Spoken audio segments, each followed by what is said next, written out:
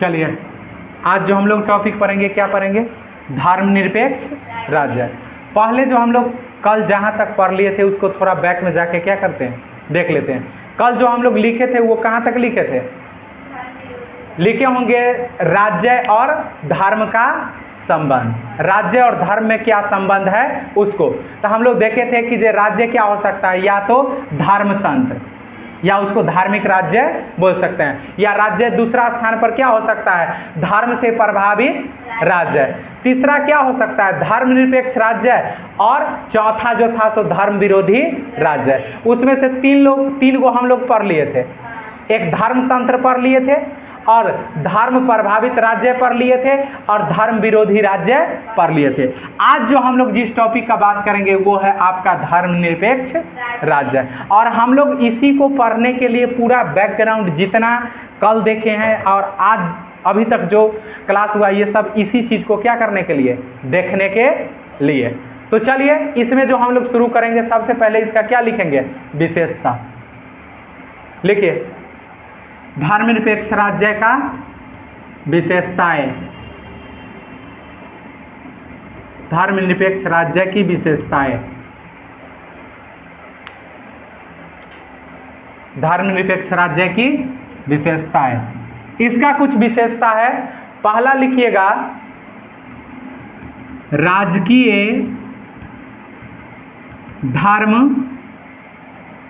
नहीं, राजकीय धर्म नहीं परंतु धर्म का विरोध भी नहीं, परंतु धर्म का विरोध भी नहीं। दूसरा पॉइंट जो बन जाएगा आपका हो जाएगा, राज्य तथा धर्म, राज्य तथा धर्म का कार्य क्षेत्र, राज्य तथा धर्म का कार्य क्षेत्र अलग अलग, राज्य तथा धर्म का कार्य क्षेत्र अलग अलग। अगला पॉइंट जो आपका हो जाएगा, नागरिकों को धार्मिक आज़ादी, नागरिकों को धार्मिक आज़ादी। अगला पॉइंट जो हो जाएगा, धार्मिक भेदभाव का न होना, धार्मिक भेदभाव का न होना।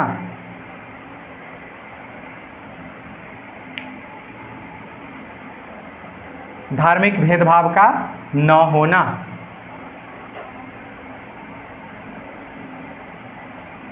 लिख ले इतना आप लोग, देखिएगा। धर्मनिरपेक्ष राज्य की विशेषता क्या है? राज्य के स्तर पर राज्य का अपना कोई धर्म नहीं होगा, जबकि आप धर्म तंत्र जो था वहां पर आप देखे थे, जो धार्मिक राज्य था वहां देखे थे, जो राज्य का अपना क्या है, धर्म है।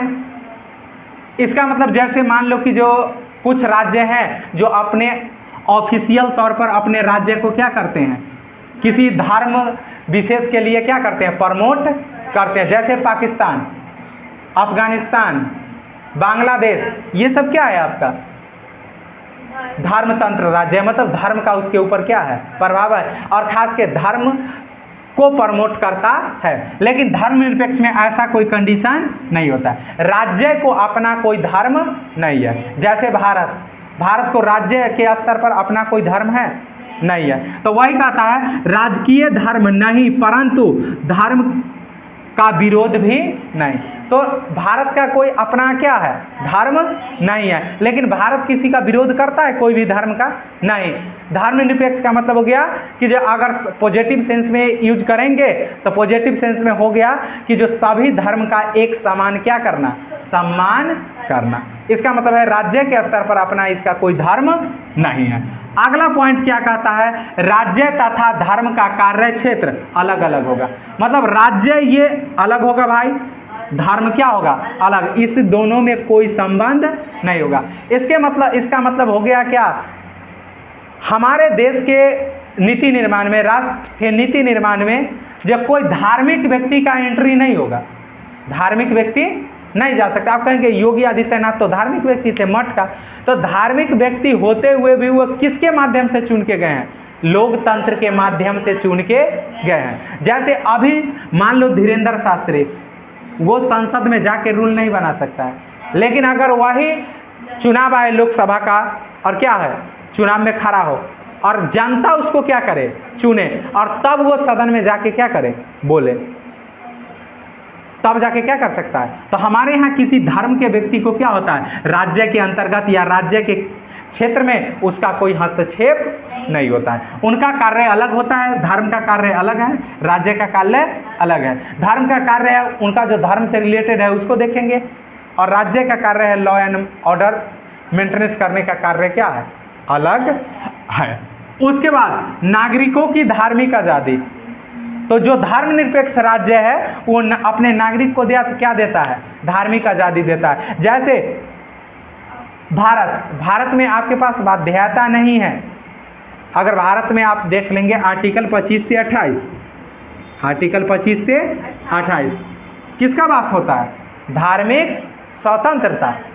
और इसमें आपके पास अधिकार है कि जो आप अपने हिसाब से किसी भी धर्म को क्या कर सकते हैं, मान सकते हैं, किसी भी धर्म का उपासना कर सकते हैं, किसी भी धर्म का प्रचार प्रसार कर सकते हैं। धार्मिक अधिकार के अंतर्गत आपको फंडामेंटल राइट ये अधिकार देता है। तो वही कहता है जो धर्मनिरपेक्ष राज्य होगा उसको नागरिक को धर्म की क्या होगी, आज़ादी होगा। अपने हिसाब से वो किसी भी धर्म को क्या कर सकता है, मान सकता है। उसके बाद अगला पॉइंट अगर आप देखेंगे तो क्या है आपका, धार्मिक भेदभाव का न होना। मतलब धर्म के आधार पर किसी के साथ भेदभाव नहीं किया जाएगा। जैसे आर्टिकल 15 फंडामेंटल राइट का अगर आप देखेंगे, आर्टिकल 15 हो गया, आर्टिकल 14 हो गया, आर्टिकल 21 हो गया, आर्टिकल 19 हो गया, आर्टिकल 25 से 28 हो गया। ये सारा का सारा आर्टिकल जो है सो कहीं ना कहीं इसके आधार पर भी क्या है, जैसे आर्टिकल 14 कहता है विधि के समक्ष समता और विधि का समान संरक्षण। इसका मतलब कानून के सामने प्रत्येक व्यक्ति एक समान है। यहाँ पर व्यक्ति का बात होता है, कानून के सामने आर्टिकल 14 जो है सो व्यक्ति का बात करता है, न कि नागरिक का।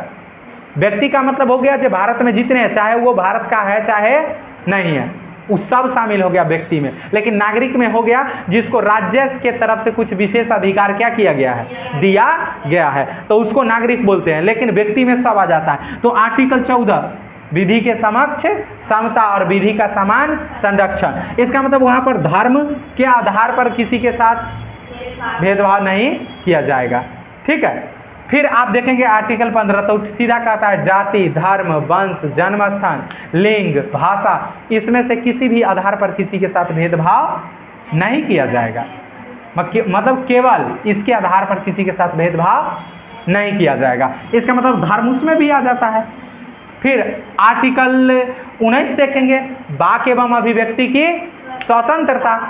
अगर वाक एवं अभिव्यक्ति की स्वतंत्रता है तो उसमें थोड़ी ये आरोप लगा देंगे कि आप इस धर्म से है तो आपको बोलना नहीं है, नहीं ना लगा सकते बात। आर्टिकल 21 प्राण एवं दैहिक स्वतंत्रता, तो ये नहीं हुआ कि जो इस धर्म वाला को प्राण एवं दैहिक स्वतंत्रता का अधिकार है, इसको नहीं है, ऐसा नहीं होगा। फिर आर्टिकल 25 से 28 देखेंगे तो वहाँ पर इस चीज़ का पूरा डिटेल में जिक्र किया गया है। तो वही हो गया आपका धार्मिक भेदभाव का न होना। राज्य धर्म के आधार पर किसी के साथ भेदभाव नहीं करेगा।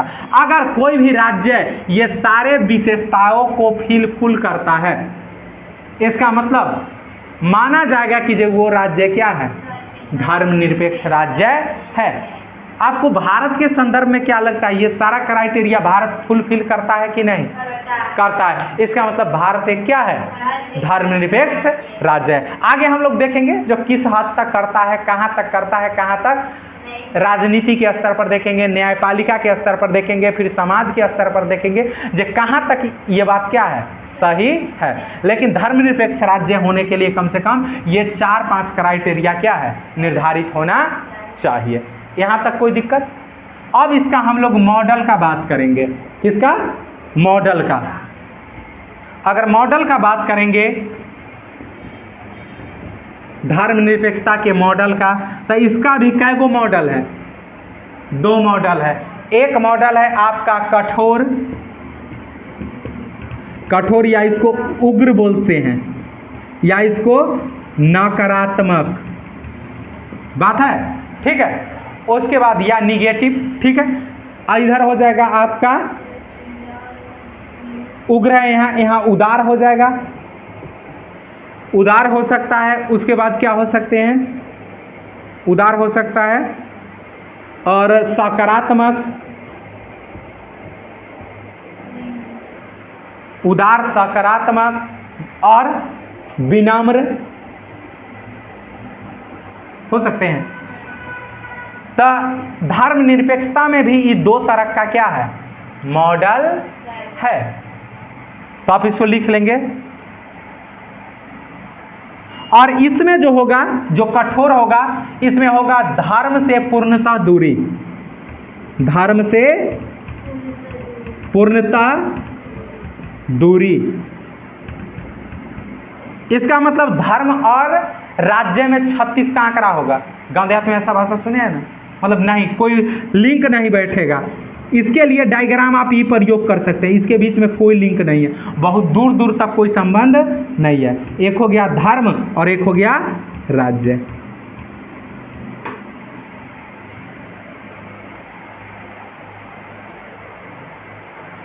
ये 2 प्रकार का मॉडल क्या है आपका? उपलब्ध है। एक है जो कठोर है, उग्र है, नकारात्मक है, उधर्म है, से पूर्णता क्या है? दूरी।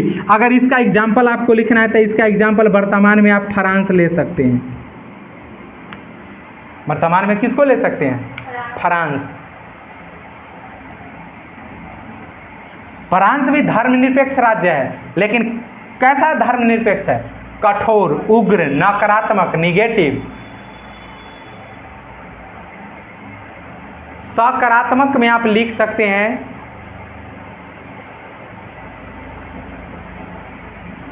सभी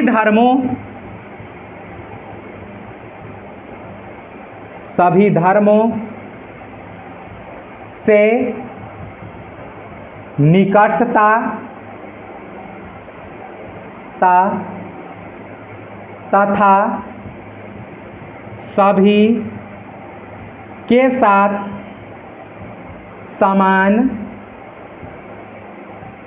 व्यवहार, सभी के साथ समान व्यवहार।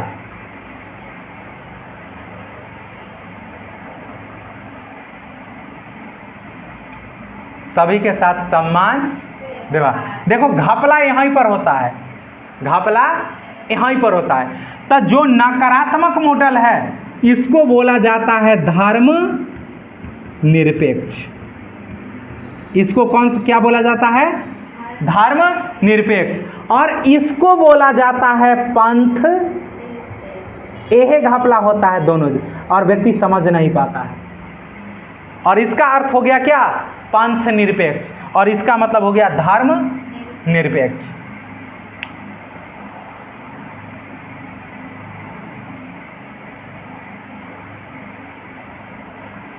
तो इस मॉडल को जो फॉलो करेगा, धर्मनिरपेक्ष राज्य के अंतर्गत में जो इस मॉडल को फॉलो करेगा, उग्र, कठोर, उग्र, नकारात्मक, निगेटिव, इसको जो फॉलो करेगा और ये पूर्णतः धर्म से क्या रखेगा? दूरी बनाए रखेगा, तो इसको बोला गया है धर्म निरपेक्षता। धर्म से बिल्कुल दूर रहना है, निरपेक्ष रहना है, धर्म के पास जाना नहीं है। तो इसका मतलब हो गया, इसका जो वर्तमान में फॉलो करता है वो कौन करता है? आपका फ्रांस करता है। और क्या है? उदार, सकारात्मक और विनम्र। धर्मनिरपेक्षता का एग्जाम्पल क्या हो गया? सभी धर्मों से क्या? निकटता तथा सभी धर्मों के साथ समान व्यवहार। ये किसका एग्जाम्पल हो गया? पंथ निरपेक्ष। अब इसके एग्जाम्पल में आप क्या लिख सकते हो? इसके एग्जाम्पल अगर लिखना हो तो क्या लिख सकते हैं? भारत और यूएसए। भारत हो गया, यूएसए हो गया, इसके बाद में इंग्लैंड, देखिए इंग्लैंड का कुछ अपवाद इससे पहले आप लोग को बताए थे, जो कुछ मामले में मतलब इंग्लैंड में माना जाता है कि जो धर्म प्रभावित राज्य है, मतलब धर्म का प्रभाव राज्य के ऊपर है। और वो बात उसी लिए होता है क्योंकि उसका जो उच्च सदन है हाउस ऑफ लॉर्ड, उसमें 36 सदस्य 26 बताए कि 26 सदस्य जो होते हैं सो कहाँ से आते हैं, चर्च से आते हैं। जबकि जब उनका क्या होता है, राज्याभिषेक होता है राजा या रानी का, तो उसमें धर्म का व्यक्ति आते हैं और वो जो है से उनका क्या करते हैं, मतलब उसको शुद्ध वगैरह जो कार्यक्रम है वो करते हैं। तो इससे कुछ मतलब वो है, लेकिन इंग्लैंड भी दावा करता है कि जो हम भी क्या है, धर्म निरपेक्ष है। तो आप यूके लिख सकते हैं या इंग्लैंड लिख लो ना, छोड़ो ना, था इंग्लैंड। इसका डायग्राम आप बनाने के लिए ये बना सकते हो, ये राज्य हो गया, ये क्या हो गया, राज्य, और राज्य के अंदर में क्या है, धर्म है। धर्म राज्य से बाहर नहीं होगा। इसका मतलब क्या हुआ, जे आपकी धार्मिक स्वतंत्रता उतना ही तक है जितना किसी और की धार्मिक स्वतंत्रता क्या है, बचा हुआ है। हमारे यहाँ सब राइट जो है सो निरपेक्ष नहीं है, सापेक्ष है। हमारे यहाँ एब्सोल्यूट राइट किसी के पास नहीं है जो मर्जी सो कर देंगे, नहीं भाई। आपकी स्वतंत्रता उतना ही तक सीमित है जितना तक दूसरे की स्वतंत्रता क्या है, बचा हुआ है। ये नहीं कि जो आप अपनी स्वतंत्रता के लिए दूसरा की स्वतंत्रता क्या कर देंगे, खत्म कर देंगे, ऐसा नहीं चलेगा। ठीक है, तो इसमें ये डायग्राम आप बना सकते हो। ठीक है, तो आप देखिए, अब तो यहाँ पर आके आप लोग को डाउट क्लियर हुआ होगा, जो इतना देर से माथापच्ची हो रहा था, जे दरअसल हमारा जो देश है भारत, ये धर्म निरपेक्ष है कि पंथ निरपेक्ष। कहीं आप पढ़ लेते होइएगा पंथ निरपेक्ष, कोई कह दिया पंथ निरपेक्ष, कोई कह दिया धर्म निरपेक्ष। कंफ्यूजन है ना। अब जो है, अब तो आपका कंफ्यूजन दूर हो गया होगा। लेकिन दरअसल यहाँ पर मामला क्या है, धर्म निरपेक्ष राज्य का जो मॉडल है, उस मॉडल में दो मॉडल है, एक है कठोर, उग्र और नकारात्मक। ये पूर्ण रूप से धर्म से क्या रहता है, दूर रहता है। इसका मतलब हो गया, जब फ्रांस में 2001 में कानून बना, जब कोई भी जो बच्चा है वो स्कूल में जो आएगा वो किसी प्रकार का धार्मिक चिन्ह का प्रयोग नहीं करेगा। धार्मिक चिन्ह का मतलब हो गया, जो हिंदू बच्चा है तो वो टीका लगा के स्कूल में नहीं आएगा। बता रहे समझे, आज सोमवारी है, ठीक है। आज क्रिश्चियन बच्चा है तो क्रिश्चियन क्या क्रॉस पहन के नहीं आएगा। सिख बच्चा है तो पगड़ी पहन के नहीं आएगा। इस तरह से जो भी मुस्लिम बच्चा है तो लड़की है तो बुर्का पहन के नहीं आएगा।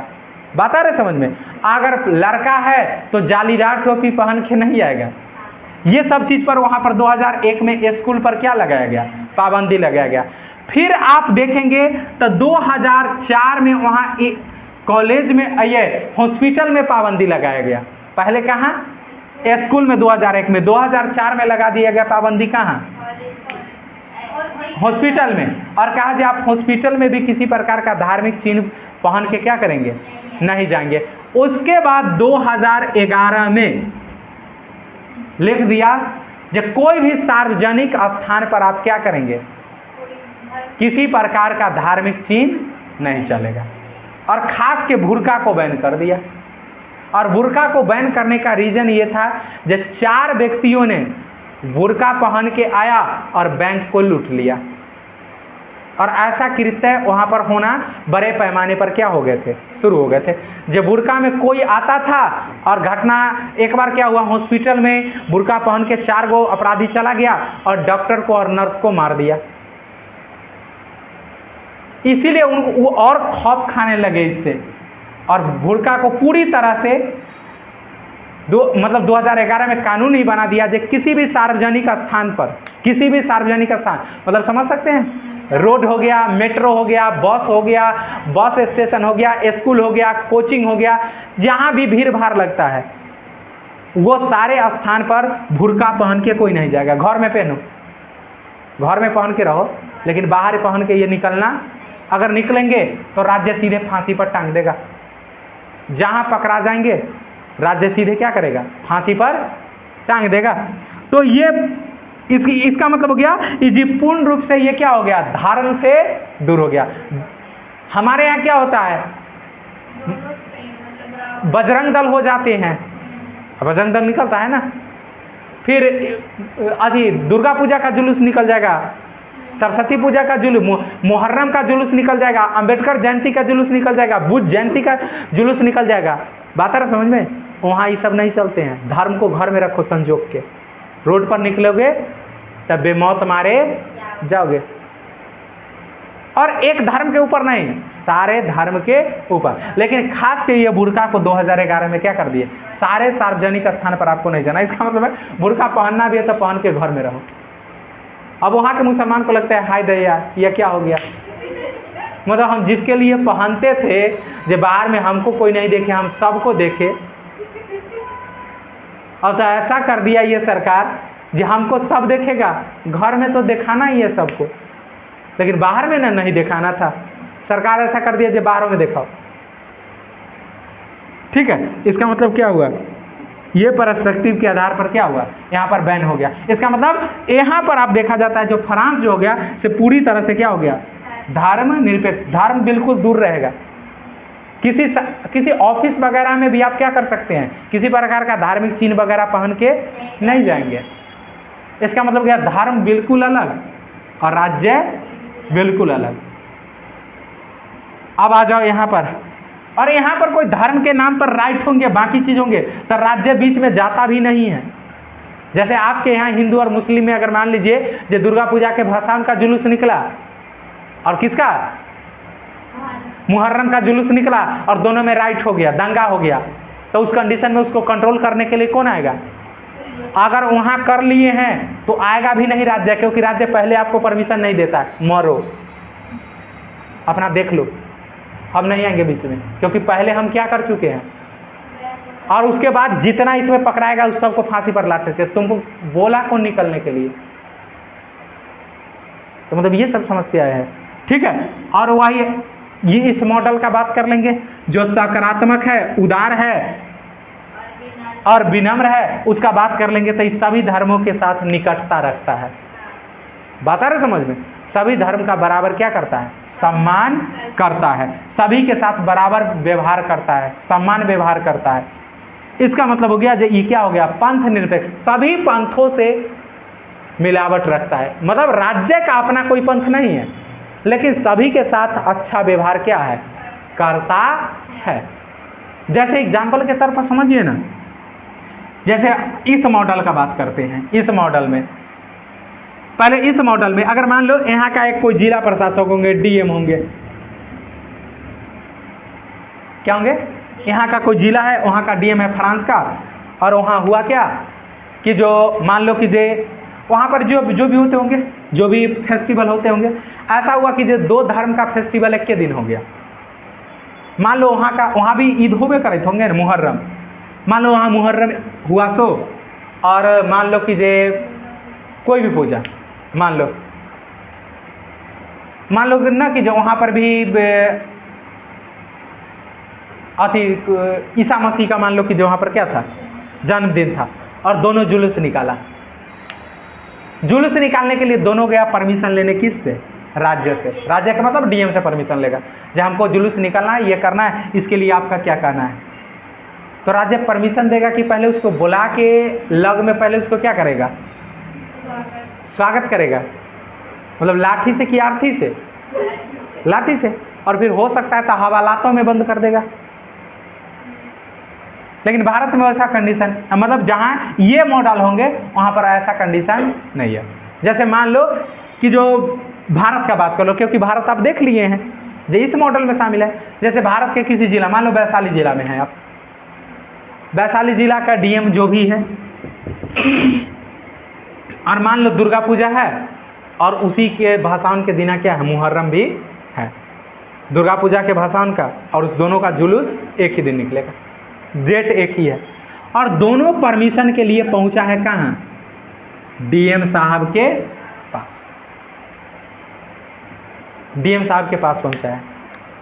और मान लो इसमें से एक खास आदमी है, खास का मतलब समझते हैं, मान लो कि जो किसी एमपी का क्या है, भाई है, एमपी का क्या है, भाई है, और वो भी गया है, और एक आम पब्लिक है, वो भी गया है, और दोनों का एक ही रूट है। एक ही रूट से क्या करना है, जुलूस लेके जाना है। अब इस कंडीशन में डीएम किसको परमिशन देगा, किसको परमिशन देगा? देखिए, आप ऐसे बोल सकते हैं जो व्यवहारिक तौर पर जो हो, लेकिन सैद्धांतिक तौर पर ऐसा डीएम नहीं कर सकता है। चाहे किसी हो, एमपी हो, एमएलए हो, बात आ रहा है समझ में, कोई हो, या मंत्री हो, सांसद हो, विधायक हो, कोई हो, आईएएस अधिकारी का ही क्यों ना हो, या उसका ही भाई भतीजा बेटा पोता क्यों ना हो, उससे कोई फर्क पड़ता नहीं है। भारत के लिए सभी धर्म का व्यक्ति क्या है, एक समान है। राज्य के लिए डीएम का मतलब क्या हुआ, राज्य हुआ। राज्य के लिए सभी क्या है, और इस सब के साथ एक समान क्या करता है, व्यवहार करता है। तो वो अगर परमिशन देंगे तो दोनों को देंगे, नहीं देंगे तो किसी को नहीं देंगे। ऐसा नहीं कि जो एगो के दे देंगे, एगो के नहीं देंगे तो दोनों को, नहीं देंगे तो किसी को नहीं। समान व्यवहार का मतलब क्या हुआ, देंगे तो दोनों को देंगे, सबको देंगे, नहीं देंगे तो किसी को नहीं। अगर मान लो कि जो वो देंगे तो उसके लिए सुरक्षा की जिम्मेदारी, आप परमिशन दे रहे हैं तो वहाँ पर कुछ ना हो, कोई दुर्घटना ना हो, उसमें किसी प्रकार का दंगा ना हो, राइट ना हो, उसके सुरक्षा की जिम्मेदारी, उसको कंट्रोल करने की जिम्मेदारी किसके पास रहेगा, राज्य के पास है, क्योंकि राज्य परमिशन दिया। तो राज्य वहाँ पर क्या करेगा, अपना सुरक्षा क्या करेगा, तैनात करेगा। अगर उससे भी बात नहीं बन रही है तो राज्य दोनों को बैठा के बात करेगा डीएम, और कहेगा दरअसल ऐसा कीजिए, आप दोनों आदमी निकालिए, कोई बात नहीं, लेकिन हम ऐसा कर लेते हैं, थोड़ा टाइमिंग का मैनेज कर लेते हैं, कुछ ना कुछ तो रास्ता निकालना पड़ेगा ना। क्योंकि अगर रूट दूसरा है तो कोई बात नहीं है, लेकिन रूट एक ही है दोनों का, दूसरा रूट का कोई स्कोप नहीं है। तो वो समझौता कर लेंगे और कहेंगे कि जो दरअसल बात ऐसा है कि जो आप क्या कीजिए, सो आपका टाइमिंग हम देते हैं 12 बजे से आप 2 बजे तक क्रॉस कर लेंगे इस रूट को। इस रूट को 12 बजे से क्या कब बजे तक, 2 बजे तक क्रॉस कर लेंगे। और दूसरा जो बींग है उसको कह देगा जो आपको टाइम हम देते हैं 4 बजे से 6 बजे तक का। अगर बीच में 1 आध घंटा इधर लेट खेट भी हो गया तो कोई दिक्कत नहीं है। आपका टाइम देते हैं क्या बजे से, 6 से। और यहां तक रहा टाइम, हम डिसाइड कर, हम अब इसमें किसको पहले देंगे और किसको बाद में देंगे वो डिसाइड हम करेंगे, वो आप नहीं करेंगे। आपको मतलब डिस्टर्ब नहीं होगा, सिर्फ टाइम में अंतर आएगा, वो टाइम हम डिसाइड करेंगे। जैसे वो कह दिया कि चलिए 12 बजे से 2 बजे के बीच में मुहर्रम का जुलूस निकाल लेंगे आप, तो हो गया भाई। इसमें आप किंतु पर नहीं हमें तो 4 बजे दीजिए, ये सब बात नहीं चलेगा भाई। अपना भी तो कुछ होता है ना, हम कुछ भी करके एक को देंगे, एक के देंगे। और ये भी है, ये 4 से 6 अपना देख लेगा। इसका मतलब हुआ अगर हम करेंगे तो दोनों के लिए, नहीं करेंगे तो किसी के लिए नहीं। तो इस मॉडल जो है सो पंथ निरपेक्ष है। तो आपको समझ में आया कि भारत धर्म निरपेक्ष है कि पंथ निरपेक्ष है। तो आज के बाद जो है सो आप डाउट में नहीं रहेंगे। यहां तक कोई दिक्कत? चलिए इससे आगे देखते हैं।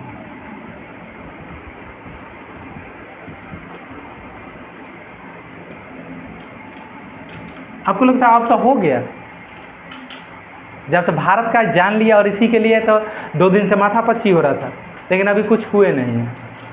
चलिए अब क्या, अब लिखिएगा, पॉइंट बनाइएगा, क्या भारत धर्मनिरपेक्ष राज्य है? क्या भारत धर्म निरपेक्ष राज्य है? प्रश्नवाचक चिन्ह दे देंगे, क्योंकि प्रश्नवाचक चिन्ह का मतलब समझ गए ना। भारत धर्मनिरपेक्ष राज्य है।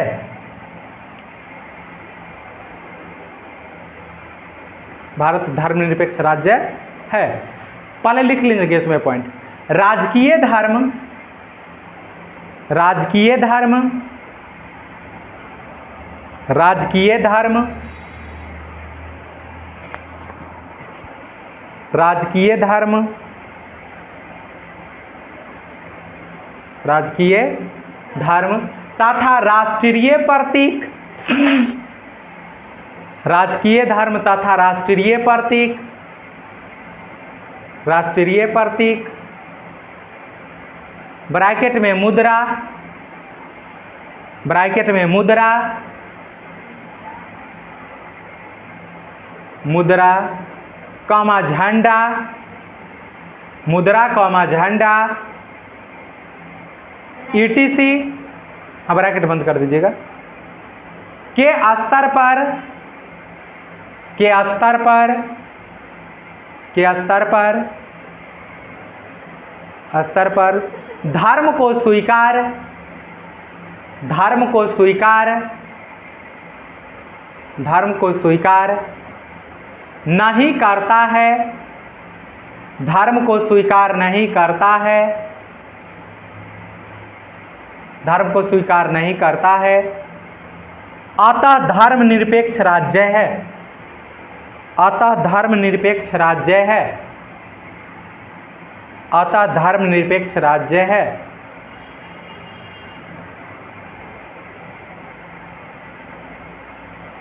फुल स्टॉप देखिए, विभिन्न स्तर पर धर्मनिरपेक्षता, विभिन्न स्तर पर धर्मनिरपेक्षता, विभिन्न स्तर पर धर्म निरपेक्षता, विभिन्न स्तर पर धर्म निरपेक्षता।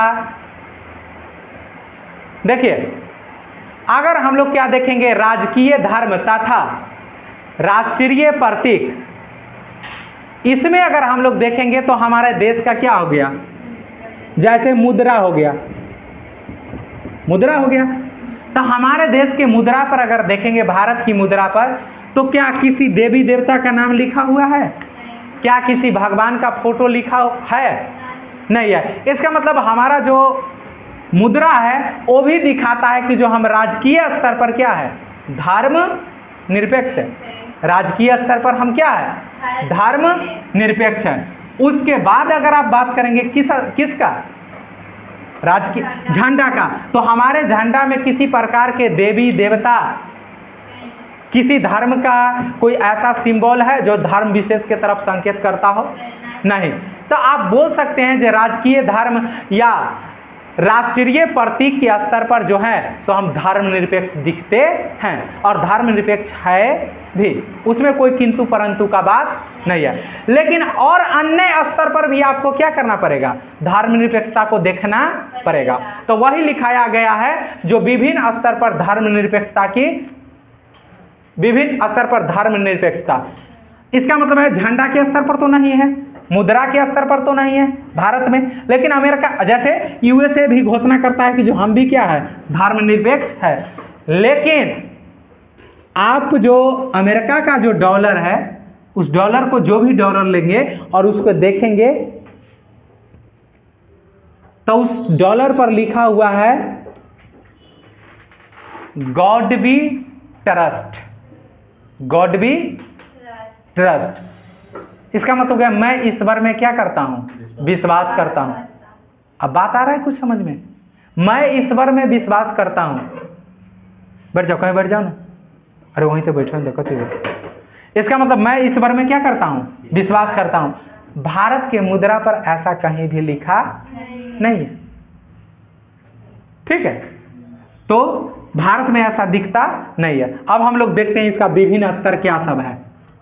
विभिन्न स्तर जो लिखे थे ना, उसके नीचे इस तरह का बना दीजिएगा एरो, और पहला पॉइंट इसमें लिख लीजिएगा 1 नंबर में संविधान। हम संविधान के स्तर पर धर्मनिरपेक्ष है या नहीं। संविधान ऑब्लिक कानून, संविधान के स्तर पर, कानून के स्तर पर ऑब्लिक नियम, हम इस स्तर पर धर्मनिरपेक्ष है कि नहीं। दूसरा अगर आप देखेंगे तो विचारधाराओं के स्तर पर, विचारधाराओं के स्तर पर हम धर्मनिरपेक्ष है कि नहीं। तीसरा लिखेंगे तो तीसरा हो जाएगा राजनीति स्तर पर धर्मनिरपेक्ष है कि नहीं। उसके बाद देखेंगे तो न्यायपालिका के स्तर पर, न्यायपालिका के स्तर पर हम धर्मनिरपेक्ष है कि नहीं। ये सारे आधार पर आपको देखने पड़ेंगे। जैसे राष्ट्र प्रतीक के आधार पर, चिन्ह के आधार पर तो आप मान लिए जो हम धर्मनिरपेक्ष है, लेकिन इस सारे आधार पर देखने पड़ेंगे। संविधान का ऑब्लिक कानून ऑब्लिक नियम, विचारधाराएं, राजनीतिक और न्यायपालिका।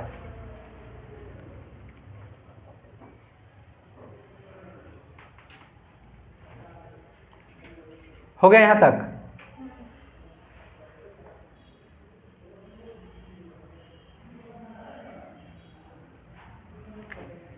चलिए यहां तक हो गया।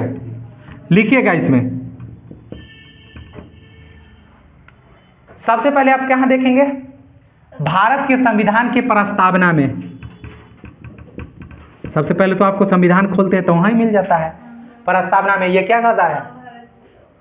हम भारत के लोग भारत को एक संप्रभुत्व, संपन्न, समाजवादी, पंथ निरपेक्ष, लोकतंत्रात्मक गणराज्य। तो आपका पंथ निरपेक्ष मिल गया।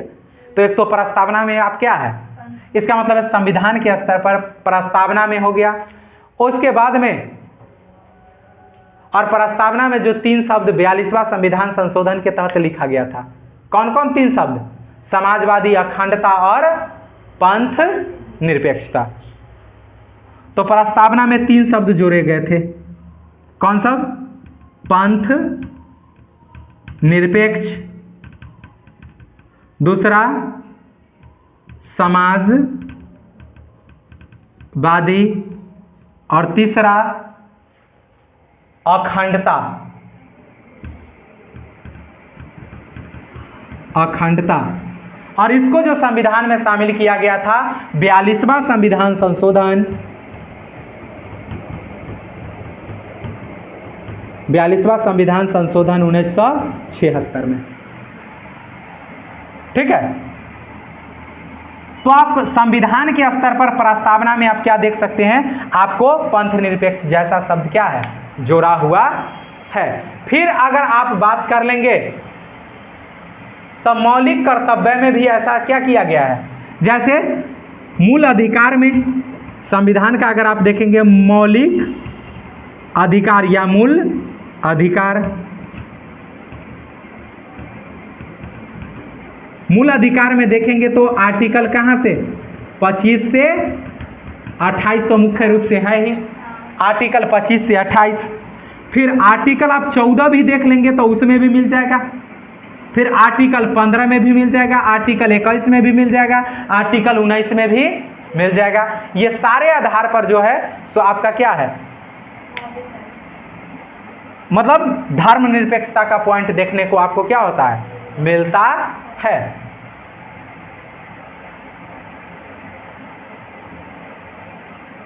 और फिर धर्मनिरपेक्षता का पॉइंट देखेंगे तो ये सब तो हो गया फंडामेंटल राइट के अंतर्गत, मौलिक अधिकार के अंतर्गत देखेंगे तो आर्टिकल 25 से 28 धर्म की, फिर article 14, article 15, article 21, article 19, article 21, ये सारा आर्टिकल जो है सो फंडामेंटल राइट के अंतर्गत किसके ओर संकेत करता है?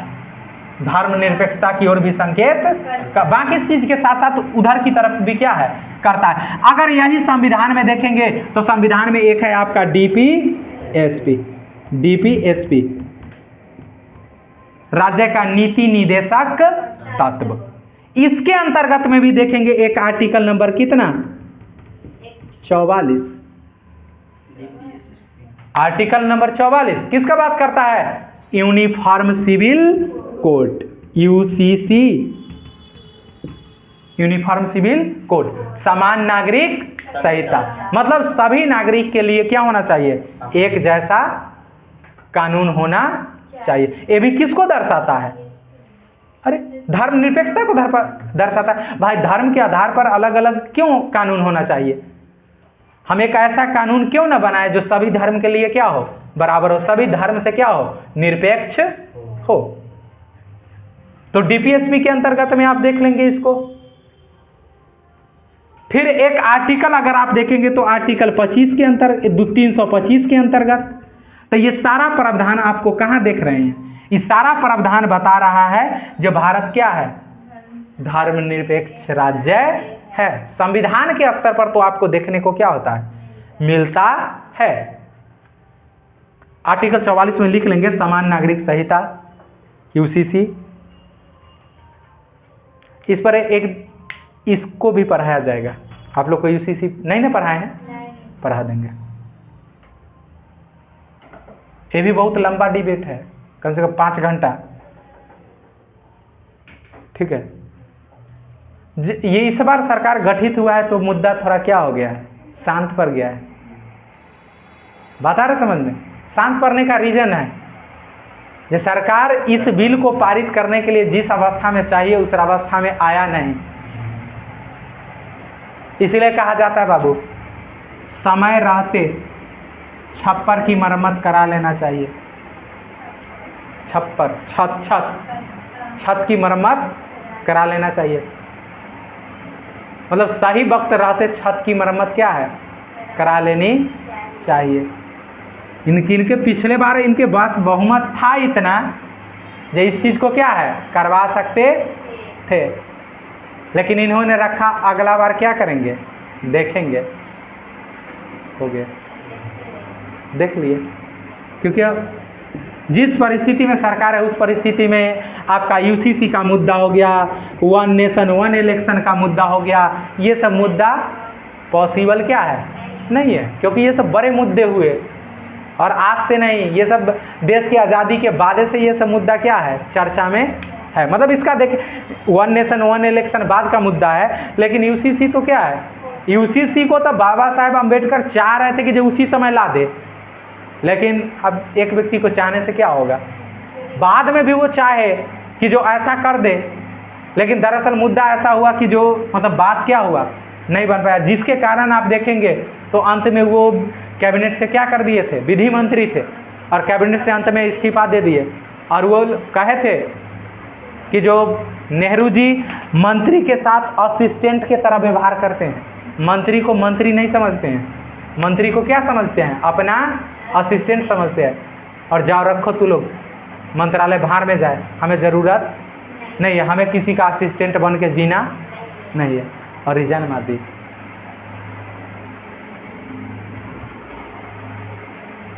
ठीक है, यहाँ तक कोई दिक्कत? तो ये आपको, आप ये सारे पर्सपेक्टिव आप कहाँ देख रहे हैं, संविधान के आधार पर देख रहे हैं। तो ये सारे पर्सपेक्टिव आपको दर्शा रहा है जो भारत का संविधान जो है, संविधान वो क्या है, धर्मनिरपेक्ष है। यहाँ तक कोई दिक्कत नहीं ना? चलिए अब अगला पॉइंट आप देखेंगे। ये सारा आर्टिकल आप लिख लिए हैं ना? क्योंकि जब लिखेंगे उस समय रेफरेंस के तौर पर आप यूज करेंगे तो ज़्यादा बेनिफिट में रहेंगे। अब अन्य कानून, इसमें तो यह है ना आपका नियम। अगर अन्य कानून के स्तर पर देखेंगे, अन्य कानून के स्तर पर, तो उसमें अन्य कानून में एक आपका क्या हो जाएगा, आईपीसी, एक क्या हो जाएगा, सीआरपीसी, सीआरपीसी।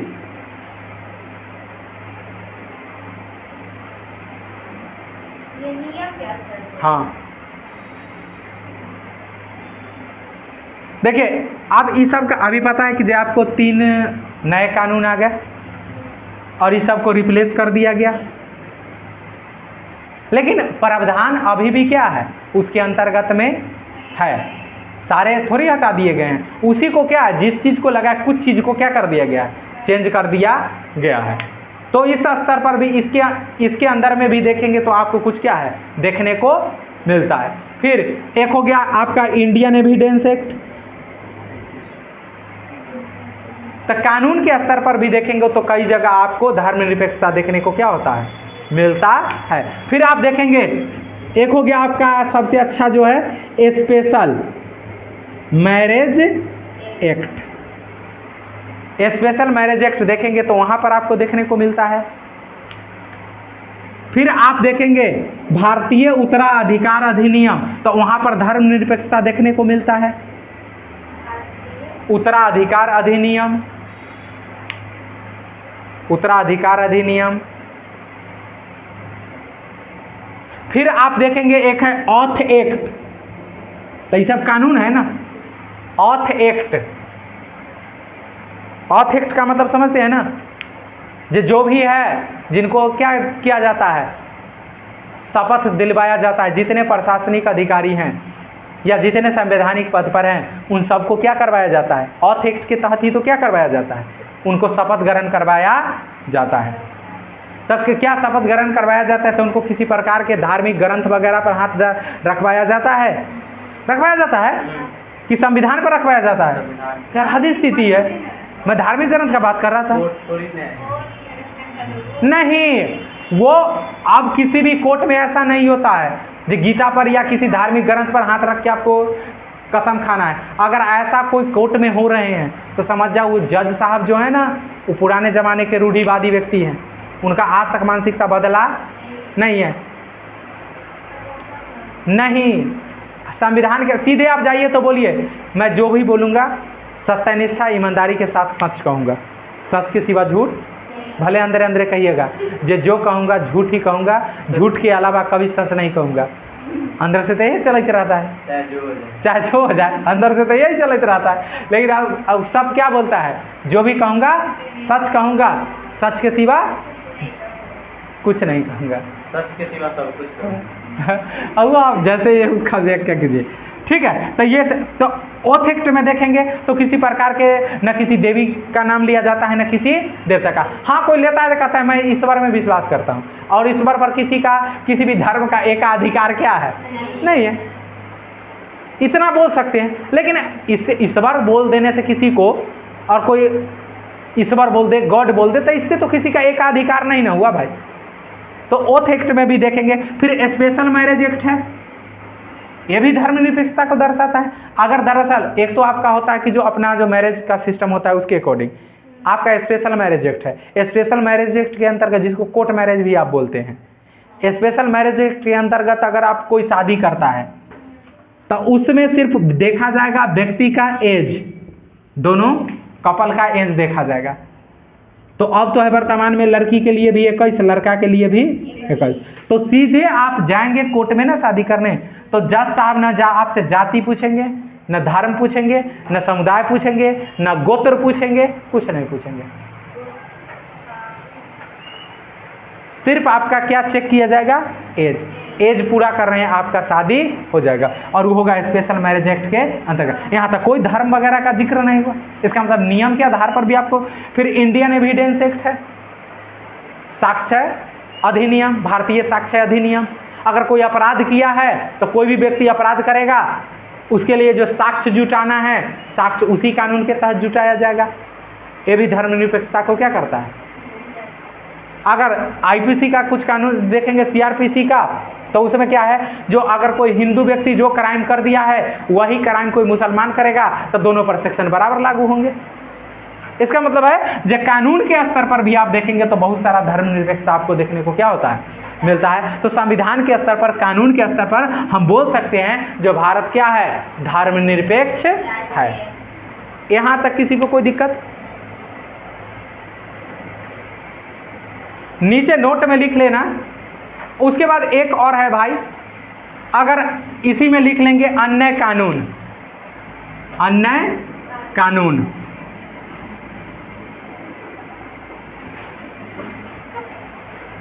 अन्य कानून,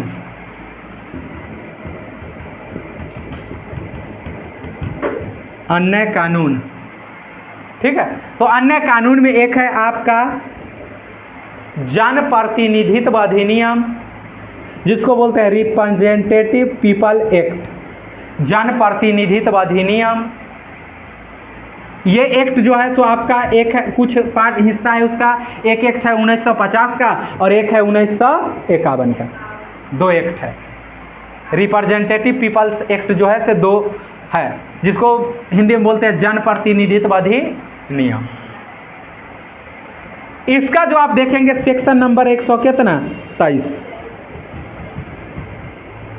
सेक्शन नंबर 123, और इसमें लिखेंगे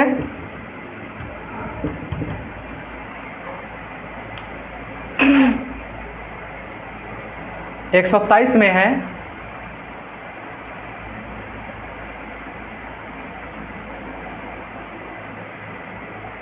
लिखिएगा, यदि कोई प्रत्याशी, हाँ, यदि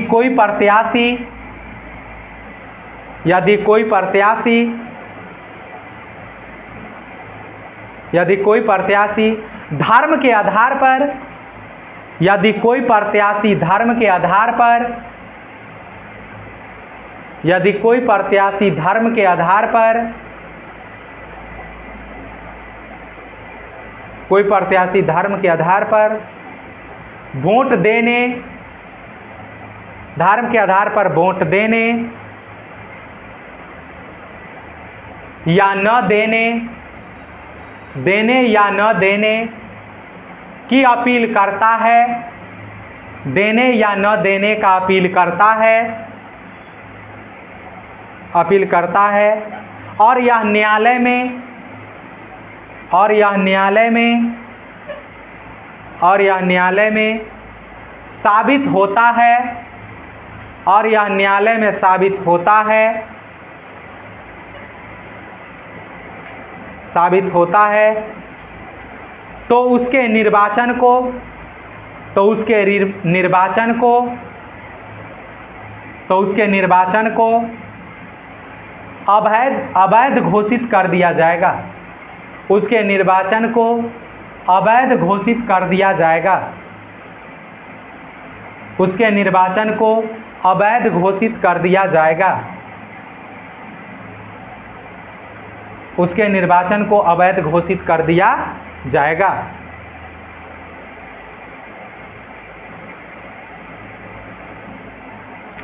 लिख लेंगे ब्रैकेट में इंदिरा गांधी, एक मिनट, इंदिरा गांधी मत लिखिएगा,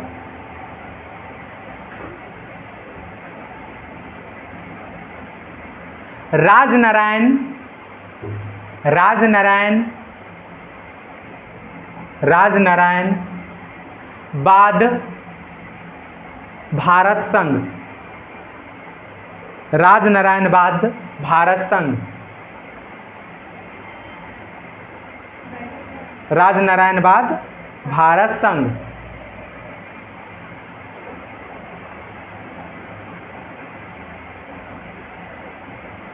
राजनारायण बनाम भारत संघ। देखिए इसमें हुआ था क्या, इंदिरा गांधी का जो इलेक्शन था वो उसको क्या किया गया था, रद्द किया गया था।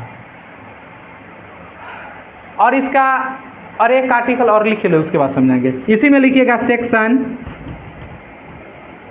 127(3), सेक्शन 127(3), सेक्शन 127(3)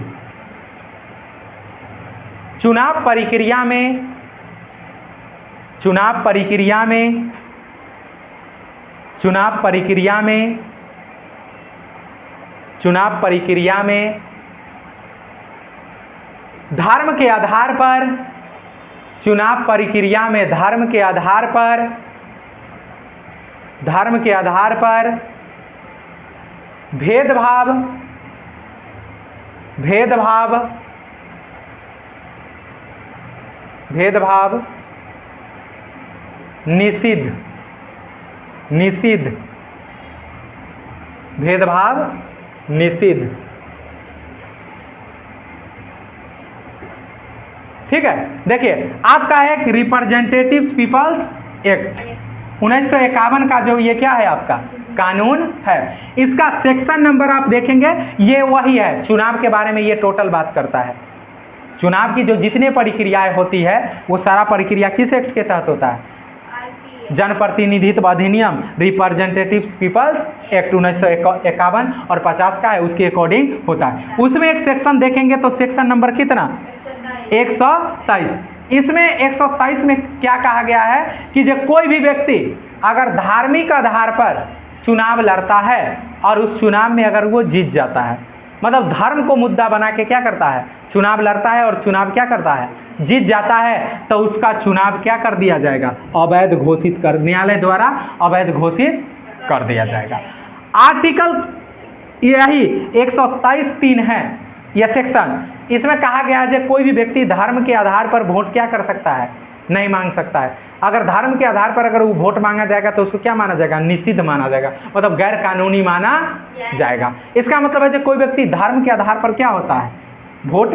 और यही मामला हुआ था कहाँ, इंदिरा गांधी जब चुनाव क्या की थी, इंदिरा गांधी के साथ चुनाव लड़ा था कौन, राजनारायण, और चुनाव जब हार गया था 75 में, चुनाव जब हार गया तो ये मामला गया कहाँ, सुप्रीम कोर्ट। और मामला का जब सुप्रीम कोर्ट में गए, पहले हाई कोर्ट में गया, इलाहाबाद हाई कोर्ट में।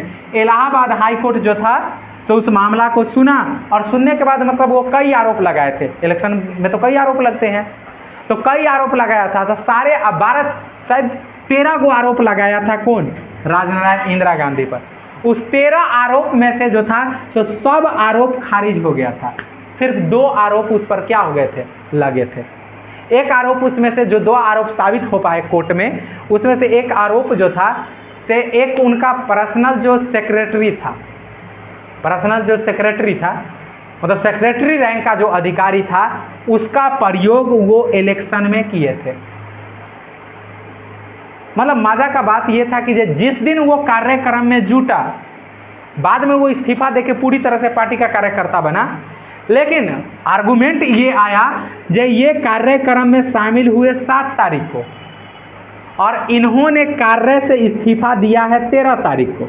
मैं ये बात तो सबको पता है जो इस्तीफा दिया, लेकिन कार्य में शामिल था क्या तारीख को, 7 तारीख को, और इस्तीफा दे रहा है क्या तारीख को। दोनों में कितना दिन का अंतर है, 6 दिन का अंतर है भाई। जब तक आप इस्तीफा नहीं देंगे और जब तक आपका इस्तीफा स्वीकार नहीं कर लिया जाएगा, तब तक आप थोड़ी कार्य में शामिल हो सकते हैं, नहीं। तो इस आधार पर जो था इनका इलेक्शन क्या कर दिया गया, रद्द कर दिया गया। और सुप्रीम वो जो इलाहाबाद हाई कोर्ट था वो कहा कि जो आपका क्या है कि जो इलेक्शन रद्द कर दिया जाता है, और उनको ये था कि जो हाई कोर्ट 20 दिन का समय दिया, जो 20 दिन में आप क्या करेंगे, आपकी संसदीय सदस्यता खत्म हो गया, लेकिन आप प्रधानमंत्री बने रहेंगे। संसदीय सदस्यता क्या हो गया, खत्म हो गया, लेकिन आप जो है सो प्रधानमंत्री बने रहेंगे। आप इतना ध्यान रखेंगे जिस संसद में किसी प्रकार के जो विचार विमर्श होगा उसमें आप भागीदारी नहीं होंगे। दूसरा नंबर में जो सदन के अंतर्गत में क्या होगा, जो वोटिंग होगा उसमें आप वोटिंग नहीं करेंगे। इसका मतलब संसद का सदस्य नहीं है, आप प्रधानमंत्री 20 दिन के लिए क्या रहिए, बने हुए रहिए। और 20 दिन का समय दिया कि जो 20 दिन में अगर आप जाना चाहते हैं तो सुप्रीम कोर्ट क्या कर सकते हैं, जा सकते हैं। भाई अधिकार होता है किसी के पास, जो अगर हाई कोर्ट के फैसला से संतुष्ट नहीं है तो वो कहाँ जा सकता है।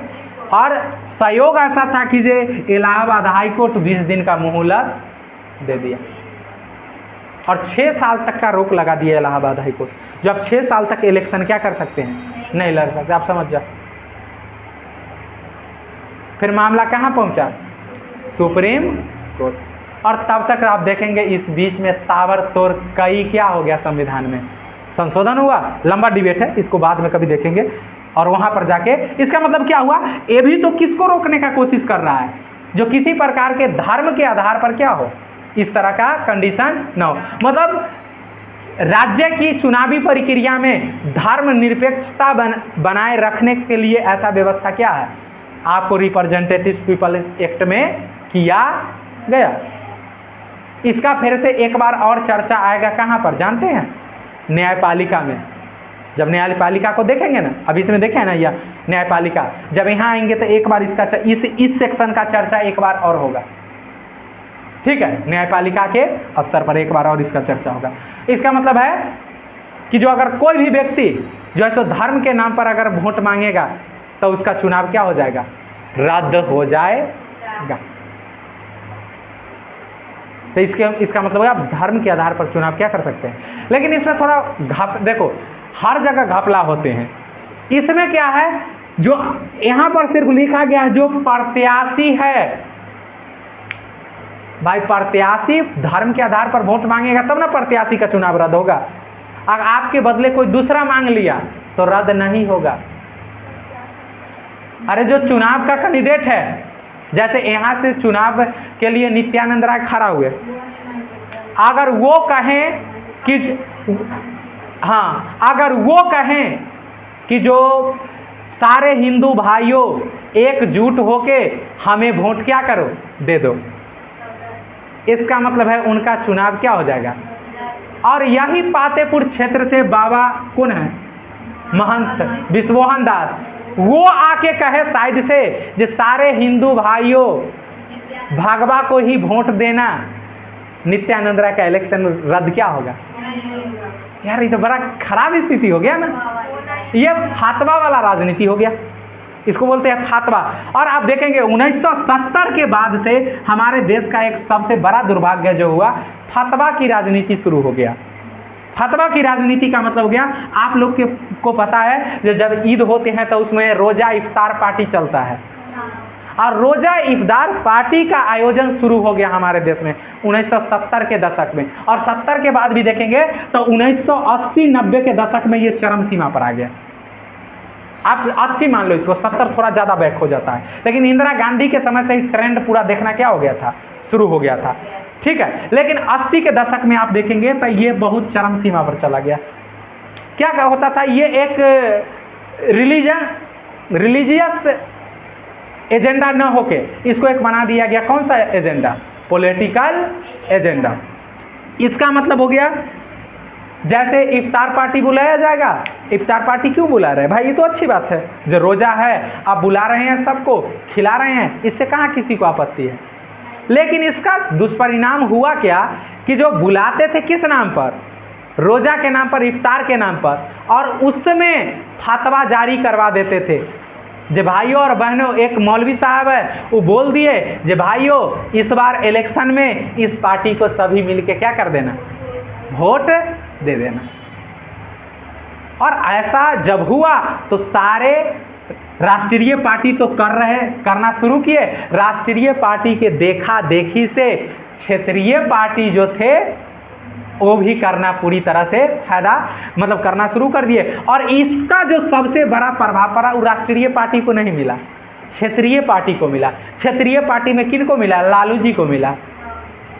ये लोग क्या किए, घर पर बड़े बड़े लेवल पर आयोजन करना शुरू कर दिए। जब भी बकरीद होते थे, ईद होता था, बुला लिया सबको, टोपी लगा के उसके साथ घुटना टेक दिए, बैठ गए। और भावना तो जानते हैं किस लेवल पर होता है। इससे फायदा हुआ नीतीश कुमार के पार्टी को, इससे फायदा हुआ उत्तर प्रदेश में इसके अखिलेश यादव के पार्टी को, मुलायम सिंह के पार्टी को, जितना क्षेत्रीय पार्टी थे इसका जम के क्या किए, फायदा उठाए। इसका मतलब कोई मौलवी साहब कह दे जे भाइयों और बहनों इस पार्टी को वोट दे देना, उसका इलेक्शन क्या होगा, रद्द नहीं होगा। खाली वो व्यक्ति नहीं बोलना चाहिए, तो व्यक्ति क्यों बोलेगा, दूसरा से बोलवा देगा। जो कैंडिडेट है वो क्यों ऐसा बात बोलेगा, वो दूसरा से क्या करवा देगा। और ये सबसे बड़ा दुर्भाग्य ये निकला जो इस कानून का बड़े पैमाने पर जम के क्या हुआ, दुरुपयोग हुआ। यहाँ तो प्रावधान है जो कैंडिडेट बोलेगा तो हम दूसरा से बुलवा देते, हम क्यों बोले। तो ऐसा समस्या देखने को क्या हुआ, मिला। आप बताओ कि यहाँ तक किसी को कोई प्रॉब्लम है। इसी में नोट में लिख लेना, संविधान व कानून के स्तर पर अपवाद, संविधान व कानून के स्तर पर अपवाद,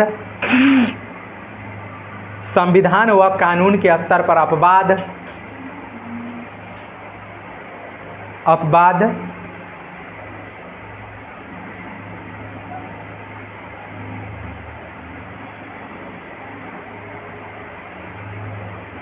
संविधान व कानून के स्तर पर अपवाद लिख लेंगे। एक में यूसीसी का लागू न होना, यूसीसी का लागू न होना, यूसीसी का लागू न होना,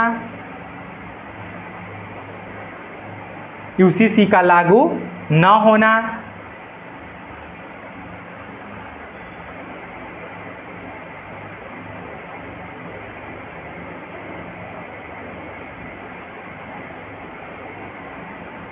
ब्रैकेट में लिख लेंगे आर्टिकल 44।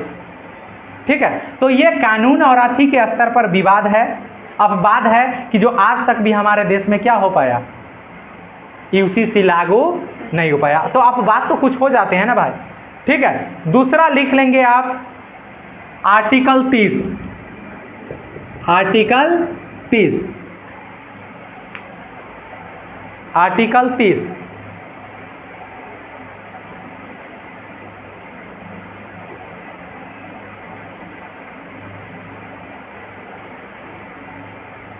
लिख लीजिएगा इसमें, यदि सरकार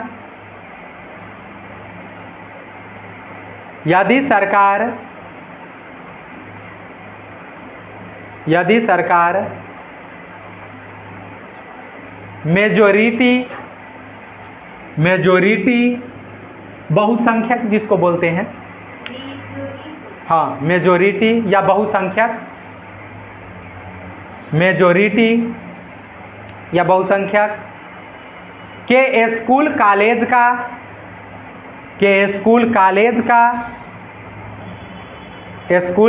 का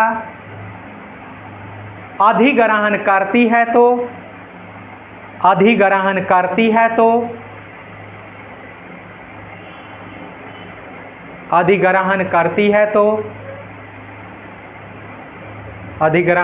है तो सरकार उसे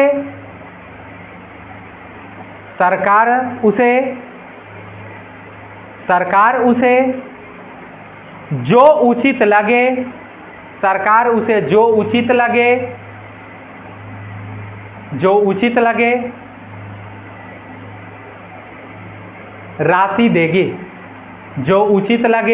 राशि देगी। ठीक है, उसके बाद इसके ब्रैकेट में लिख लेंगे 44वां संविधान संशोधन। 44वां संविधान संशोधन 1978 में हुआ था ना, 44वां संविधान संशोधन 1978।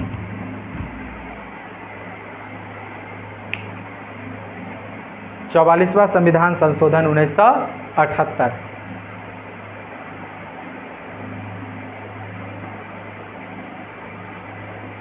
इसी में दूसरा पॉइंट लिखिएगा, इसी में दूसरा आर्टिकल 30 में ही दूसरा लिख लीजिएगा, यदि सरकार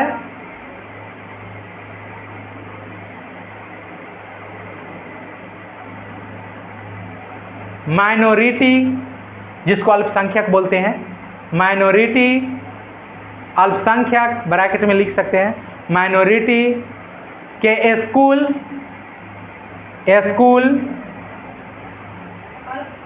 हाँ अल्पसंख्यक के स्कूल ऑब्लिक कॉलेज का अधिग्रहण करती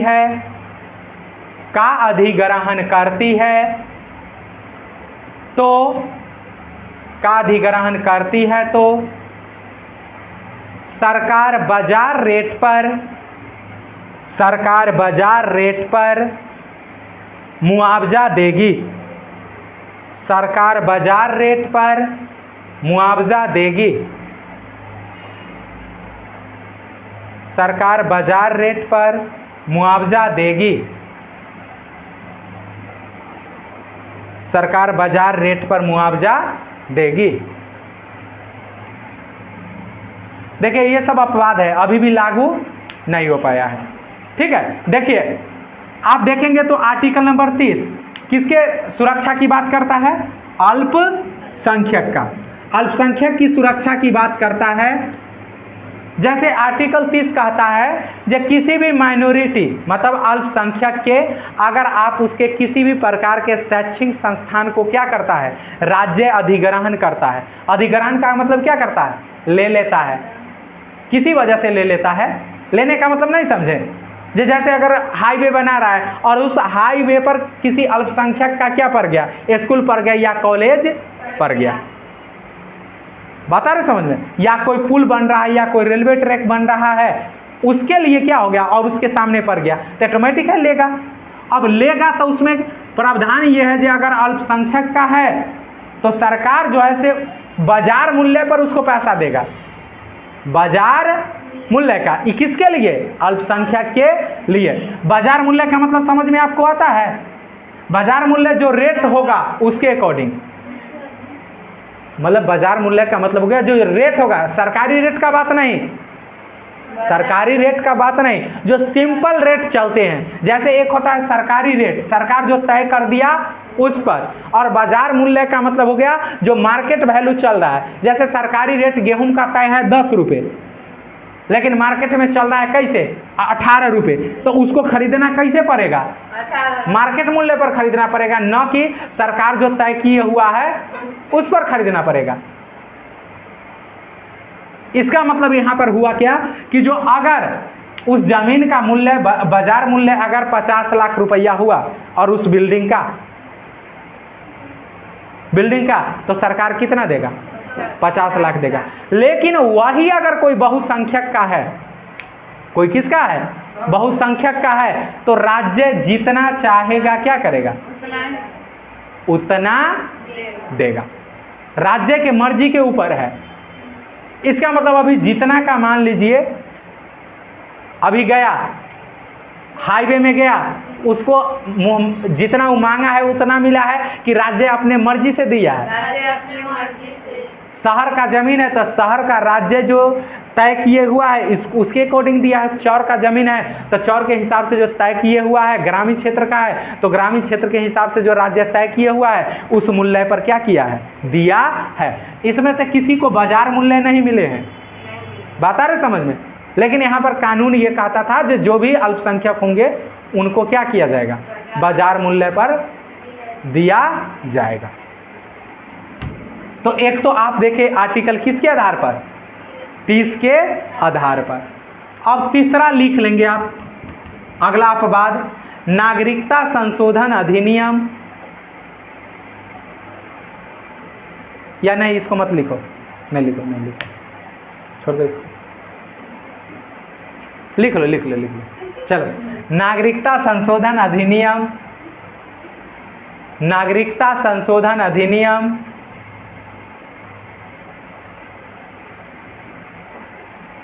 जिसको बोलते हैं CAA, सिटीजनशिप अमेंडमेंट एक्ट, कब का, 2019।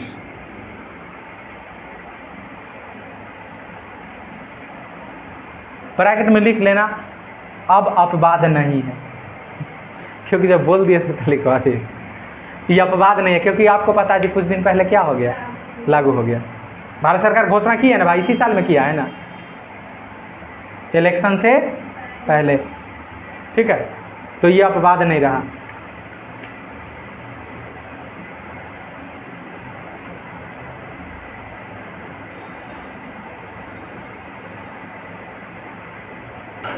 ठीक है, चलिए।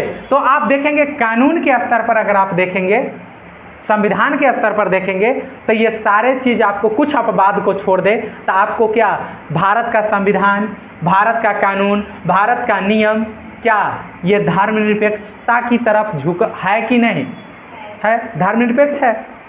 सिर्फ कुछ अपवाद को क्या कर दे, छोड़ दे तो। लेकिन आप मान के चलेंगे जो भारत का संविधान पूर्ण रूप से क्या है, सेकुलर है, धर्मनिरपेक्ष है। अब दूसरा पॉइंट आपका क्या था, दूसरा पॉइंट क्या था, दूसरा रे भाई, उसका दूसरा नहीं, विचारधारा था ना, तो पॉइंट लिखेंगे भारतीय, क्योंकि वहां तो जगह नहीं ना होगा, इतना लिखवा दिया गया। भारतीय राजनीतिक, भारतीय राजनीतिक चिंतन, भारतीय राजनीतिक चिंतन ऑब्लिक विचार धाराओं, विचारधाराओं के स्तर पर, के स्तर पर धर्मनिरपेक्षता, धर्मनिरपेक्षता, धर्मनिरपेक्षता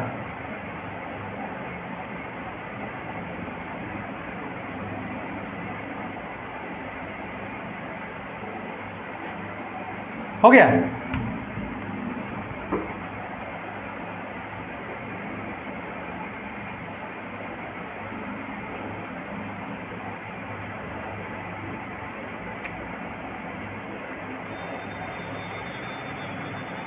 देखिए इसको आप 5 कैटेगरी बना सकते हैं भारत में।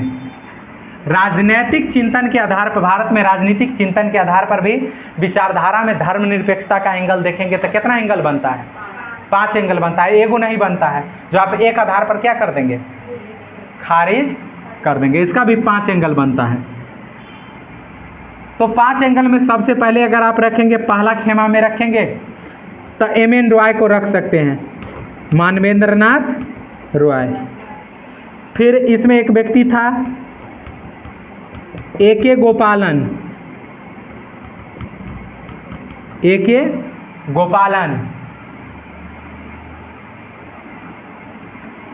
एक व्यक्ति था E.M.S. नमुंदरी पाद। एक गुट आपका ये था, एक खेमा। दूसरा खेमा था आपका जवाहरलाल नेहरू। जवाहरलाल नेहरू के साथ अगर आप रखेंगे तो आचार्य नरेंद्र देव।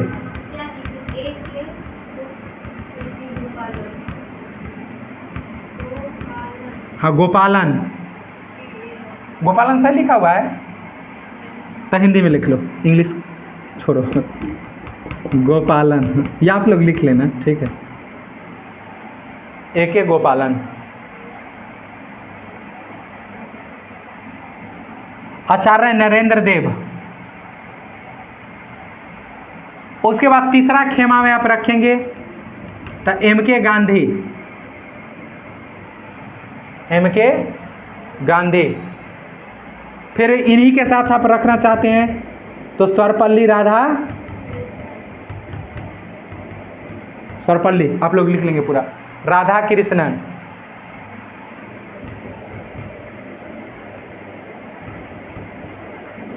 सर्वपल्ली राधा कृष्णन। और एक खेमा अगर आप बनाएंगे तो अगला में आ जाएंगे सरदार वल्लभ भाई पटेल। और सरदार वल्लभ भाई पटेल को आप रख सकते हैं इनके साथ है डॉक्टर राजेंद्र प्रसाद।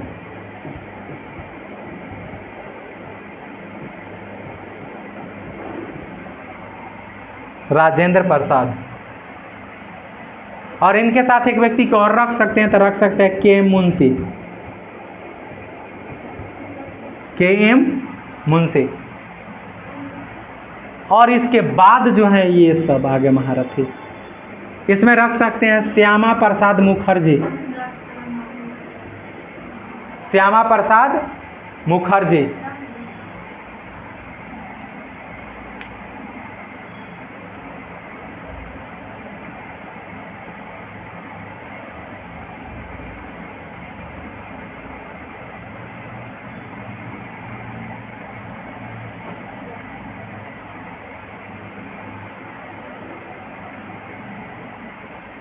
हो गया, लिख लिए? कहाँ क्या हुआ? जहाँ प्रॉब्लम होगा भाई पूछ लेना, शॉर्ट में लिखा हुआ है तो। चलिए देखिए, तो भारत में जो था सो राजनीतिक चिंतन के आधार पर, विचारधारा के स्तर पर धर्मनिरपेक्षता के मुद्दा पर ये कितने गुट थे? 5 गुट में विभाजित था। और इस 5 गुट में जो आप M.N. रॉय देखेंगे, ये व्यक्ति जो थे से मार्क्सिस्ट व्यक्ति थे। किसके से रास्ते पर चलते थे? मार्क्स के रास्ते पर, मार्क्सवादी। फिर आप देखेंगे ये जो ए.के. गोपालन थे, ये भी मार्क्सिस्ट व्यक्ति थे। और एक थे E.M.S. नमुंदरीपाद, ये जो थे से आप माना जाता, उस समय केरल के मुख्यमंत्री थे, ये भी मार्क्सवादी व्यक्ति थे। ये श्यामा प्रसाद मुखर्जी है भाई, सरदार वल्लभ भाई पटेल, ठीक है। इसका मतलब हो गया, आप यहाँ पर देखेंगे तो ये व्यक्ति क्या थे?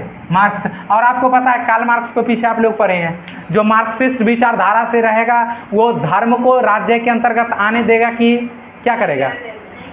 तो ये पूर्ण रूप से धर्म का इनका मानना था कि राज्य के अंतर्गत राजनीति में किसी प्रकार का धर्म का एंट्री होना नहीं चाहिए। मतलब राज्य बिल्कुल अलग रहेगा और धर्म बिल्कुल अलग रहेगा। तो इनके लिए शब्द लिख सकते हैं, यहाँ पर शब्द लिख लीजिए, धर्म को पूर्णतः खारिज।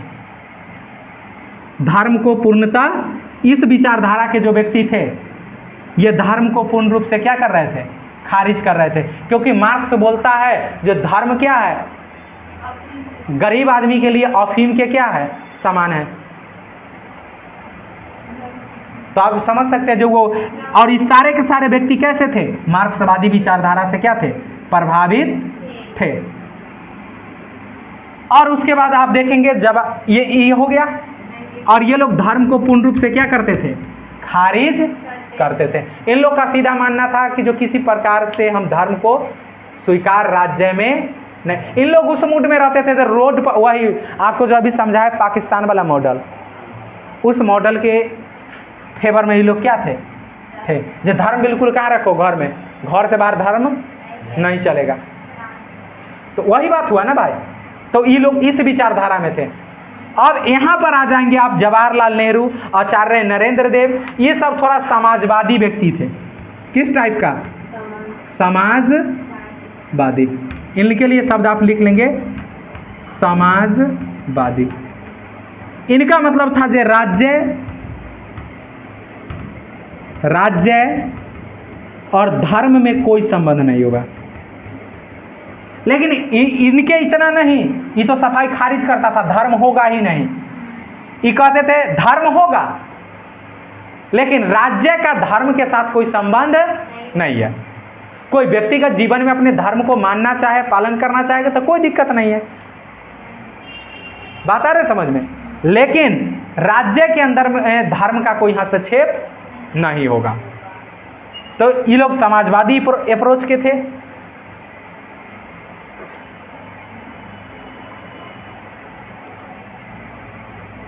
और अब आ जाओ इसमें बाबा महात्मा गांधी के विचारधारा में। इनका तो स्टेटमेंट था क्या? सर्वधर्म समभाव। सर्वधर्म समभाव।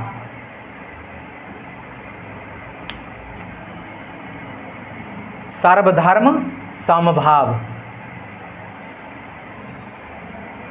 ये किसका स्टेटमेंट था? इसका मतलब होगा जितने अपने धर्म से मोहब्बत करते हो उतना ही दूसरे धर्म से करो। जहां पर स्व और पर का अंतर क्या हो? समाप्त हो जाएगी।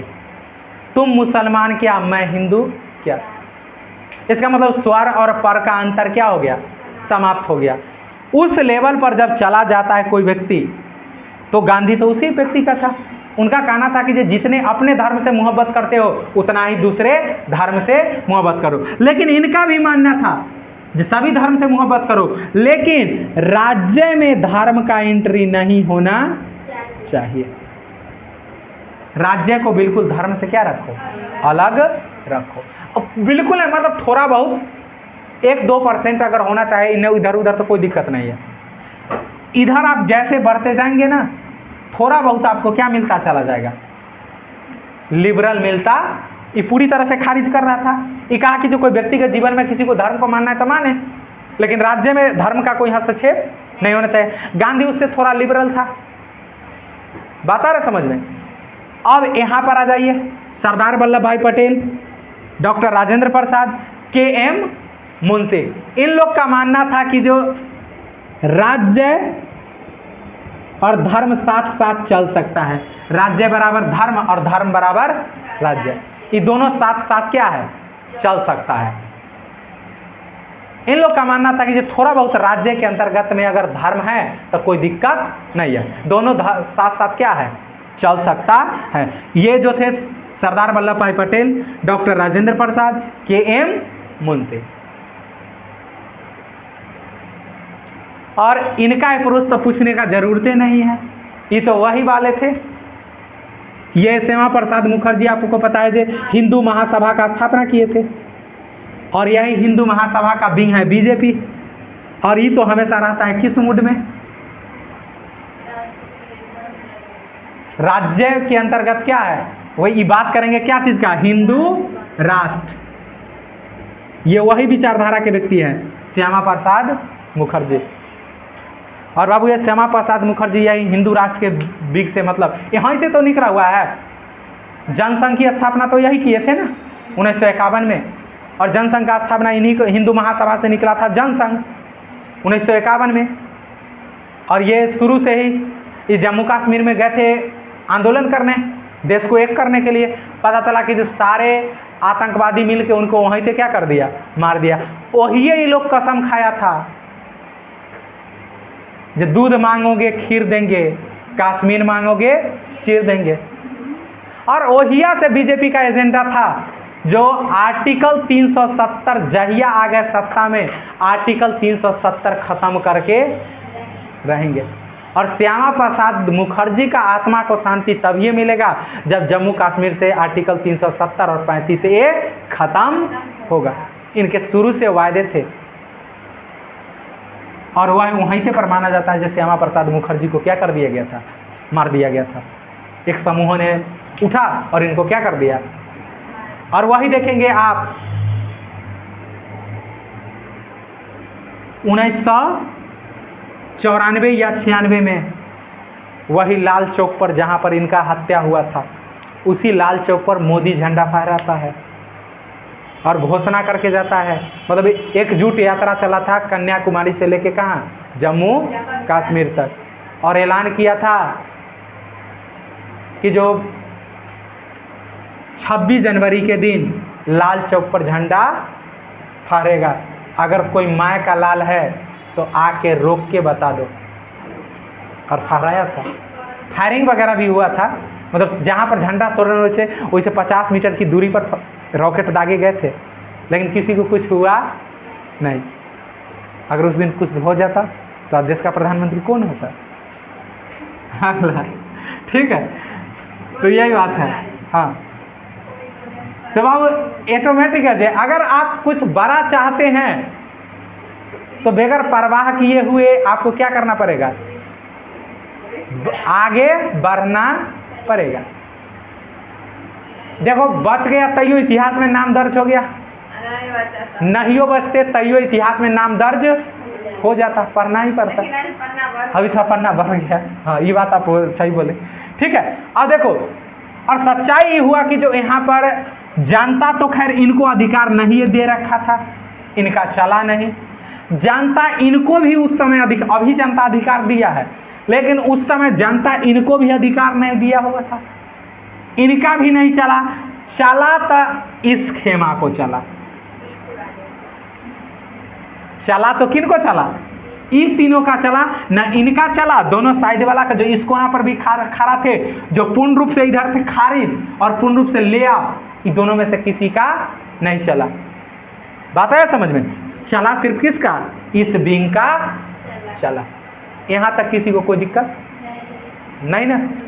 अब इससे आगे हम लोग क्या करते हैं, देखते हैं जो क्या पर्सपेक्टिव है। चलिए तीसरा पॉइंट और कुछ था, और अब इसी में से तो आप देखेंगे सारे विचारधारा हमारा क्या किए गए, लिए गए। और देखो इसमें जो एक मतलब छोड़ो उसको, अगला टॉपिक में बता देंगे। तीसरा क्या था भाई, शासन एवं राजनीति के स्तर पर धर्मनिरपेक्षता। शासन एवं राजनीति, या वह कर दीजिएगा, वह राजनीति के स्तर पर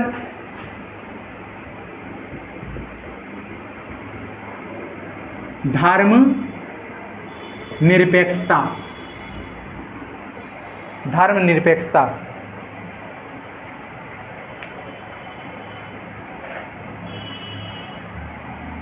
तो भाई राजनीति का बात आया तो सबसे पहले आपका जो बिग आ जाएगा वो क्या आ जाएगा, रिप्रेजेंटेटिव्स पीपल्स एक्ट। और इसमें जो धर्मनिरपेक्षता का जो बात किया गया है, आर्टिकल नंबर कितना, ये सेक्शन नंबर कितना,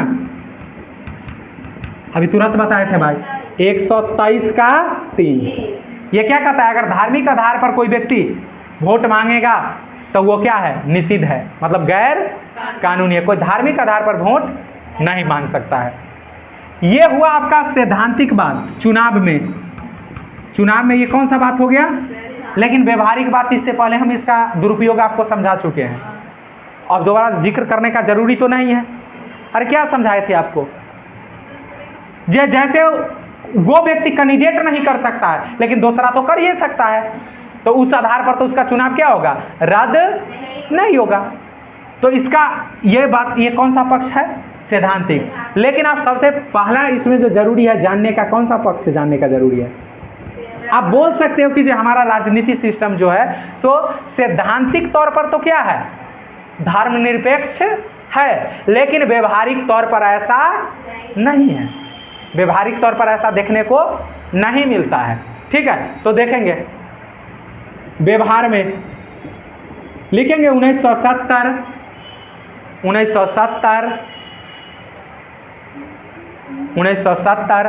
लिखो नहीं सब व्यवहारिक वाला में, छोड़ देखिए इसको लिख लो, इसको पूरा कर लेते हैं थोड़ा सा। 1970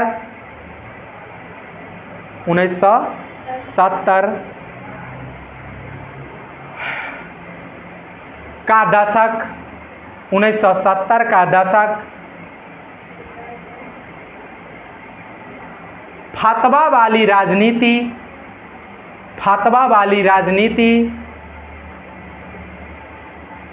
फतवा वाला राजनीति उसी के नीचे एरो का चिन्ह खींच के लिख लीजिएगा। धर्म द्वारा राजनीति का ध्रुवीकरण, धर्म द्वारा राजनीति का ध्रुवीकरण, धर्म द्वारा राजनीति का ध्रुवीकरण, धर्म द्वारा राजनीति का ध्रुवीकरण,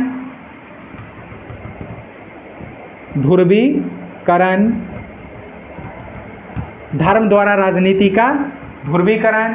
आप यहां से आप देख लेंगे बीजेपी हिंदू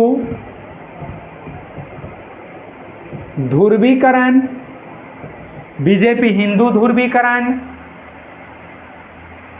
जबकि कांग्रेस मुस्लिम ध्रुवीकरण, कांग्रेस मुस्लिम ध्रुवीकरण,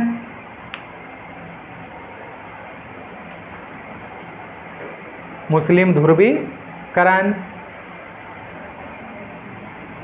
तो माना जाता है 1970 के दशक से आपका क्या हो गया, धर्म के आधार पर राजनीति का क्या हो गया, ध्रुवीकरण।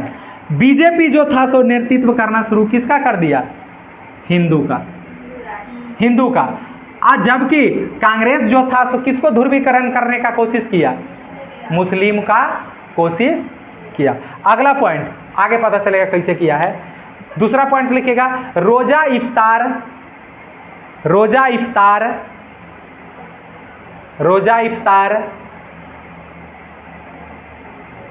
इफ्तार ब्रैकेट में शाम में रोजा तोड़ना। रोजा इफ्तार का मतलब होता है शाम में रोजा तोड़ना। तोड़ने का मतलब ऐसा मत समझिएगा आप लोग जैसे कुछ चीज को पकड़ के, नहीं, मतलब खाना। जैसे आप लोग उपवास तोड़ते हैं ना, आज बहुत तोड़ेगा भी, कल अगला आज भर जोड़ेगा ना। चलिए कहाँ तक हो गया हम लोग का, 1907 रोजा इफ्तार तोड़ना। और इसके नीचे एरो का चिन्ह देके लिख लीजिएगा 1970 के दशक में इसका आयोजन, 1970 के दशक में इसका आयोजन कई दलों के नेता, इसका आयोजन कई दलों के नेता अपने घरों, कई दलों के नेता अपने घरों पर करने लगे। इसका आयोजन कई दलों का नेता अपने घरों पर करने लगे, अपने घरों पर करने लगे, जिससे यह धार्मिक जिससे यह धार्मिक के साथ साथ जिससे यह धार्मिक के साथ साथ राजनीतिक मुद्दा धार्मिक के साथ साथ राजनीतिक मुद्दा बना, धार्मिक के साथ साथ राजनीतिक मुद्दा बना, धार्मिक के साथ साथ राजनीतिक मुद्दा बना। इसके बारे में पीछे आप लोग को पूरा बताया हुआ है। ये क्या हुआ, 1970 के दशक में जाके इफ्तार पार्टी जैसा मतलब विचारधाराएं क्या हुआ, या उसको बोल सकते हैं जो प्रोसेस क्या हुआ, शुरू हुआ। उसमें क्या था कि जो जितने मुसलमान वगैरह थे, जो कुछ पार्टी थे, वो उनको अपने घर पर क्या करते थे, रोज़ा तोड़ने के लिए क्या करते थे, बुलाते थे। और ये एक धार्मिक पार्टी नहीं होके कौन सा पार्टी शुरू हो गया, राजनीतिक पार्टी। जैसे बुलाए किसके नाम पर, धर्म के नाम पर, और यहाँ आके कमरा में बैठ के और इस चीज़ को कह दिए जे इस बार वोट यहाँ क्या करना है, डाल देना है। फतवा जारी, उसी में जो कुछ आए ऐसे व्यक्ति जिनसे फतवा जारी करवा दिया, 150 आदमी बैठे हुए हैं रोजा इफ्तार पर, और उसी में एक कोई व्यक्ति विशेष फतवा क्या कर दिए, जारी कर दिए, जो इस बार इलेक्शन में इस व्यक्ति को क्या करना है या इस पार्टी को क्या करना है, वोट देना है। ये प्रोपेगेंडा आपका क्या होगा, यहाँ से देखने को मिलता है। अगला पॉइंट अगर आप देखेंगे तो लिखेंगे 1986, हाँ नीचे 1986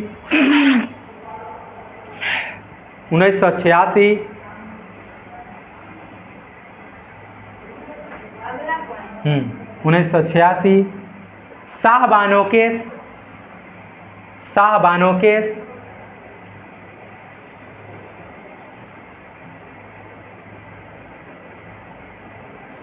केस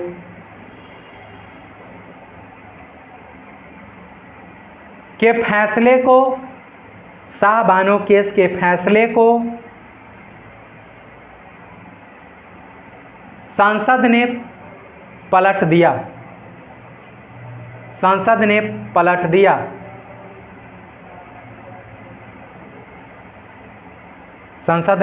दिया। उसके नीचे एरो खींच के लिखेंगे सुप्रीम कोर्ट 1985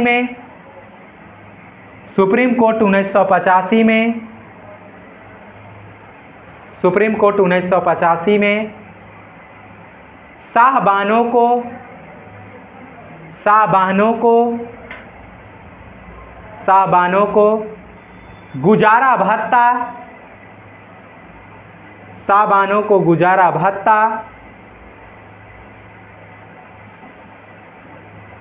गुजारा भत्ता के पक्ष में फैसला दिया, गुजारा भत्ता के पक्ष में फैसला दिया। देखिए, देखा यह गया कि जो 1985 में एक केस आया किसका, शाहबानो का, और इस शाहबानो का जो मामला था गुजारा भत्ता के लेके मामला था। गुजारा भत्ता आप लोग समझते होंगे, पीछे कई क्लास में आप लोग को डिटेल में बताया गया। गुजारा भत्ता का मतलब क्या हुआ, उन लोग क्या होता है जब तलाक होता है तो पत्नी को क्या है, उसको अब जीवन बिताने के लिए, क्योंकि हमारे समाज में महिला के पास उतना लायबिलिटी क्या होता है, नहीं होता है, तो मतलब ये होता है कि जो उनको कुछ गुजारा भत्ता चाहिए जिससे अपना जीवन क्या कर सके, व्यतीत कर सके। इस पर सुप्रीम कोर्ट इसको वैध माना, सुप्रीम कोर्ट क्या माना, जबकि उनका जो पर्सनल कानून है शरीयत एप्लीकेशन लॉ, वो जो है सो इस प्रकार के किसी प्रकार का उनका जो एक होता है, क्या बोलते हैं, कौन सा राशि बोलते हैं उसको, कोई राशि बोलते हैं जिनको उसको शादी के समय तय किया जाता है, इद्दत की राशि दे देने के बाद उनका जिम्मेदारी क्या हो जाता था, खत्म हो जाता था। अब इद्दत की राशि, और माना जाता था कि जो इद्दत का राशि 500 रुपया भी हो सकता था, 100 रुपया भी हो सकता था, 1000 रुपया भी हो सकता था, 10,000 भी हो सकता था, 50,000।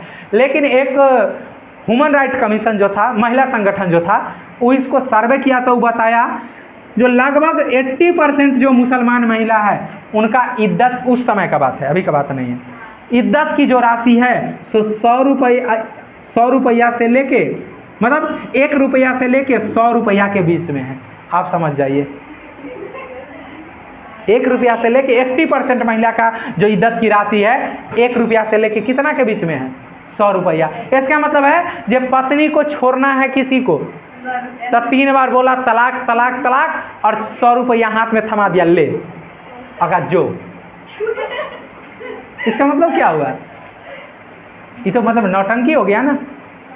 आप समझ जाओ कि जो उसके पास कोई लायबिलिटी नहीं है तो उसका क्या जीवन रह जाएगा? कोई जीवन रहेगा?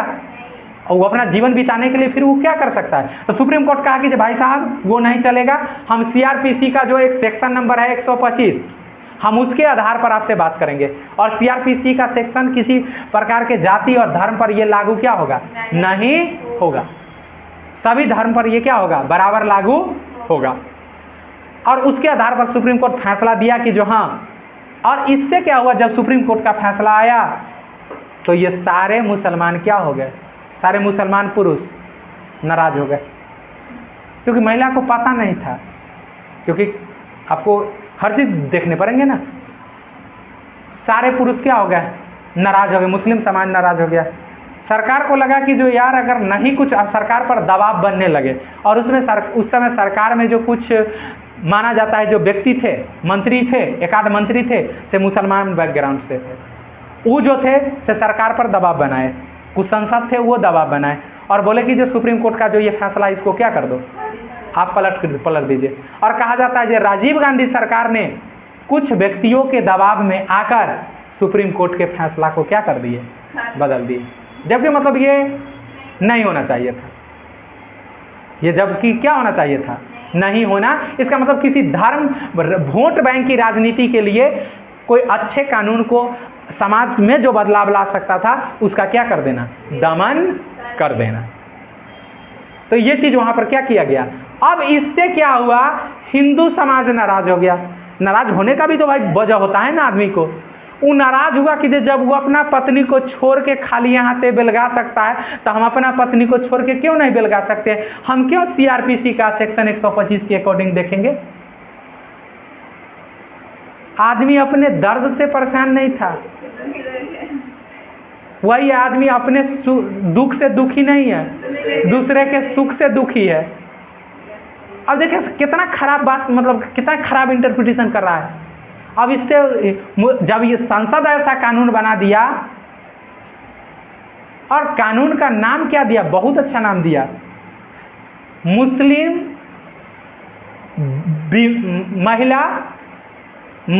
महिला, उसके क्या बोलते हैं?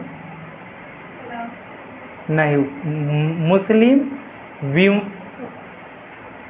वोमेन, और क्या था? मेंटेनेंस एक्ट करके उसका नाम था। बात आ रही समझ में? इस तरह का, इसका मतलब है नहीं, एक्ट का नाम ऐसा था जब मुस्लिम महिला पहल पढ़ती उसको तब पागल हो जाती एक्ट का नाम से, जो हमें क्या दिया गया है? सुरक्षा। और उसके अंदर में ऐसे ऐसे बात कर दिए और उसमें लिख दिए गए जो नहीं, मुस्लिम का जो तलाक के मामले हो गया, विवाह का मामला हो गया, संपत्ति का मामला हो गया, उनका जो अपना शरीयत एप्लीकेशन लॉ है उसी के हिसाब से तय किया जाएगा, न कि सीआरपीसी और आईपीसी और इंडियन एविडेंस एक्ट और स्पेशल मैरिज एक्ट के हिसाब से तय किया जाएगा। इससे मुस्लिम समाज फिर खुश हो गया, हिंदू समाज नाराज हो गया। हाँ, अभी पता नहीं राजीव गांधी का सलाहकार कौन था, कैसा कैसा सलाह देता था। अब उसको सलाह दिया कि जी प्रभु ऐसा कीजिए, जब हिंदू समाज अब नाराज हो गया तो लफड़े हो गए, ऐसा कीजिए जो राम मंदिर का ताला बंद है उसको खोलवा दीजिए। ले कहा जाता है कि जो हिंदू को खुश करने के लिए, मुसलमान के खुश करने के लिए सुप्रीम कोर्ट के फैसला को पलट दिया और हिंदू को खुश करने के लिए राम मंदिर का ताला खुलवा दिया। जब आप देखेंगे 1948 से जो ताला क्या था? बंद था और सब चीज़ ठीक चल रहा था। सब चीज़ क्या चल रहा था? ठीक चल रहा था, क्योंकि विवाद का 1948 में ताला बंद कर दिया गया था। और ताला जब सरकार बंद करवा दिया था तो उस समय सब ठीक चल रहा था। और 19 देखेंगे तो राजीव गांधी उसका क्या करवा दिया? ताला खुलवा दिया। और जैसे ही राम मंदिर का ताला खुला कि जो बीजेपी को एक क्या मिल गया, मुद्दा मिल गया। अब जैसे ही ताला खला और राम मंदिर जन्मभूमि आंदोलन शुरू कर दिया। कौन? जो बीजेपी वाले थे वो। और बीजेपी वाले में जो वही जो प्रमुख उस समय नेता थे, कौन? लाल कृष्ण आडवाणी, मुरली मनोहर जोशी, और एक कौन सिंघल था आप लोग को जिस समय राम मंदिर, अशोक सिंघल। ये सब देश के बहुत मतलब ऊंचे कायदे का क्या थे, नेता थे, देश में बड़े पैमाने पर मतलब अपना अथी रखते थे। ये सब व्यक्ति जन्मभूमि आंदोलन क्या कर दिया, शुरू कर दिया। और ये लोग नारा लगाता था उस समय के राजनीति मुद्दा में, एक नारा बन गए थे, कसम हम खाते हैं मंदिर यहीं बनाएंगे। कसम राम का खाते हैं मंदिर यहीं बनाएंगे। उनका मतलब ये नारा ही बन गया। और इस आधार पर वो लोग क्या करना शुरू कर दिए, राजनीति करना शुरू कर दिए। फिर आप देखेंगे जैसे जैसे समय क्या हुआ, बढ़ता गया, और बढ़ने के बाद आप देखेंगे तो फिर जो आपका रथ यात्रा का आयोजन किया गया, और फिर आप देखेंगे रथ योजना हुआ, और उस रथ यात्रा में कार सेवक वगैरह बहुत सारे आए। मतलब 3 बार डेट पड़ा, और 3 बार नहीं, सुप्रीम कोर्ट नहीं, लेकिन चौथा बार में सुप्रीम कोर्ट कहा कि जो चलो कोई हाई कोर्ट कहा कि जो चलो कोई बात नहीं है, लेकिन उसमें कहा कि जो इसका जिम्मेदारी कौन लेगा, ये जो कार सेवा जो होगा इसका जिम्मेदारी कौन लेगा। तो उस समय जो उत्तर प्रदेश का मुख्यमंत्री थे, बीजेपी का सरकार था, वो जिम्मेदारी लिए। बीजेपी का वहाँ राज्य सरकार जिम्मेदारी लिया, और राज्य सरकार के बाद जो उस समय जैसे लाल कृष्ण आडवाणी थे, राज्य सरकार बीजेपी का था? नहीं, बीजेपी का था। जिस समय हमला हुए उस समय बीजेपी का था। तब तो उसके बैकग्राउंड के आधार पर आप देखेंगे तो वहाँ पर इमरजेंसी क्या कर दिया गया, लगा दिया गया। गोली तो चलाया था ना मुलायम सिंह यादव? नहीं, मुलायम सिंह यादव नहीं था। उसी का सरकार नहीं, आप चेक करो गूगल पर, देखो, चेक कर लो, फैक्ट चेक कर लो। हाँ, डाउट में मत रहो, चेक कर लो फैक्ट।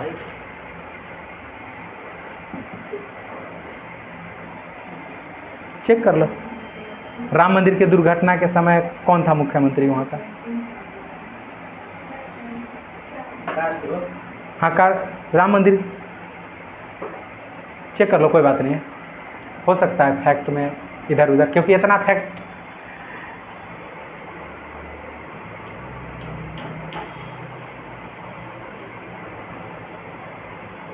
सीएम खाली देखो ना तुम, बाकी हम सब देख लेंगे। सीएम, अब पार्टी लिख लेना, किस पार्टी एक के बार में आ जाएगा। कौन था?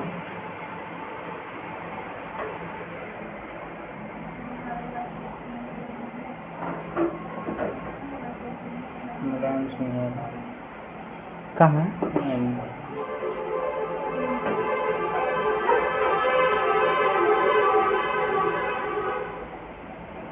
30 अक्टूबर 1990 को कार सेवकों पर गोली।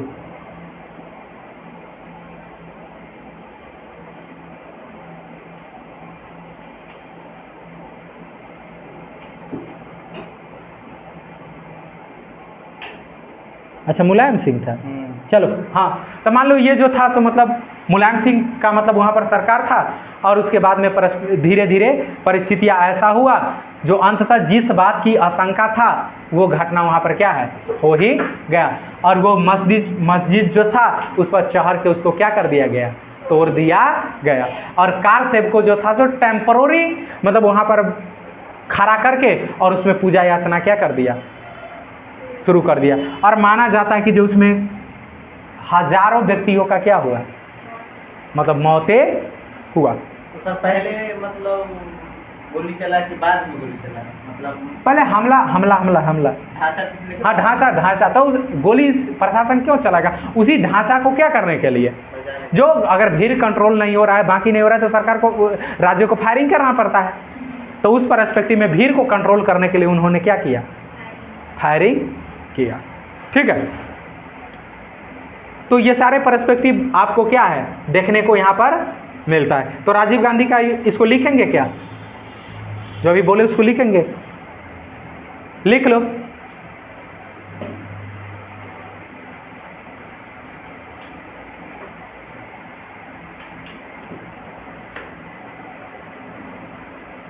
चाहे नहीं है ज़रूरत लिखने का, बता दिए उससे हो गया ना, चलो रहने दो।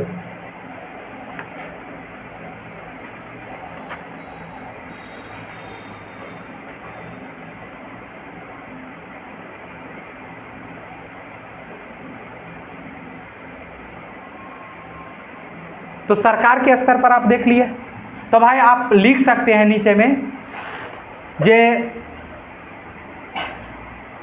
राजनीतिक पार्टियां, लिख लो नीचे, राजनीतिक पार्टियां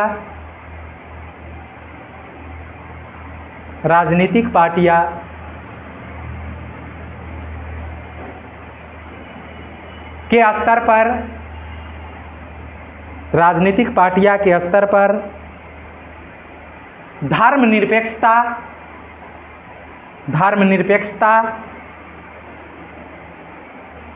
का अभाव दिखता है,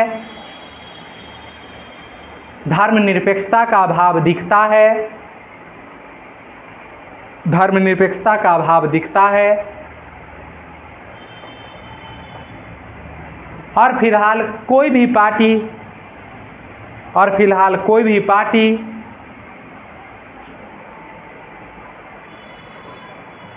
सेकुलर नजर नहीं आ रही है, कोई भी पार्टी सेकुलर नजर नहीं आ रही है। सेकुलर मतलब वही धर्म निरपेक्ष, सेकुलर नजर नहीं आ रही है, सेकुलर नजर नहीं आ रही है। ठीक है, तो आप राजनीति पार्टी के स्तर पर क्या कर सकते हो, संविधान के स्तर पर कह सकते हो, कानून के स्तर पर कह सकते हो, विचारधारा के स्तर पर कह सकते हो, लेकिन राजनीति का स्तर पर आप कह सकते हो कि जो हमारे देश में धर्मनिरपेक्षता नहीं है। यहां तक कोई दिक्कत? तो आज हम लोग क्लास यहीं पर छोड़ते हैं। अब इससे आगे जो बचा कौन सी, न्यायपालिका के स्तर पर धर्मनिरपेक्षता, इसको अगले क्लास में देखेंगे। ठीक है, चलिए।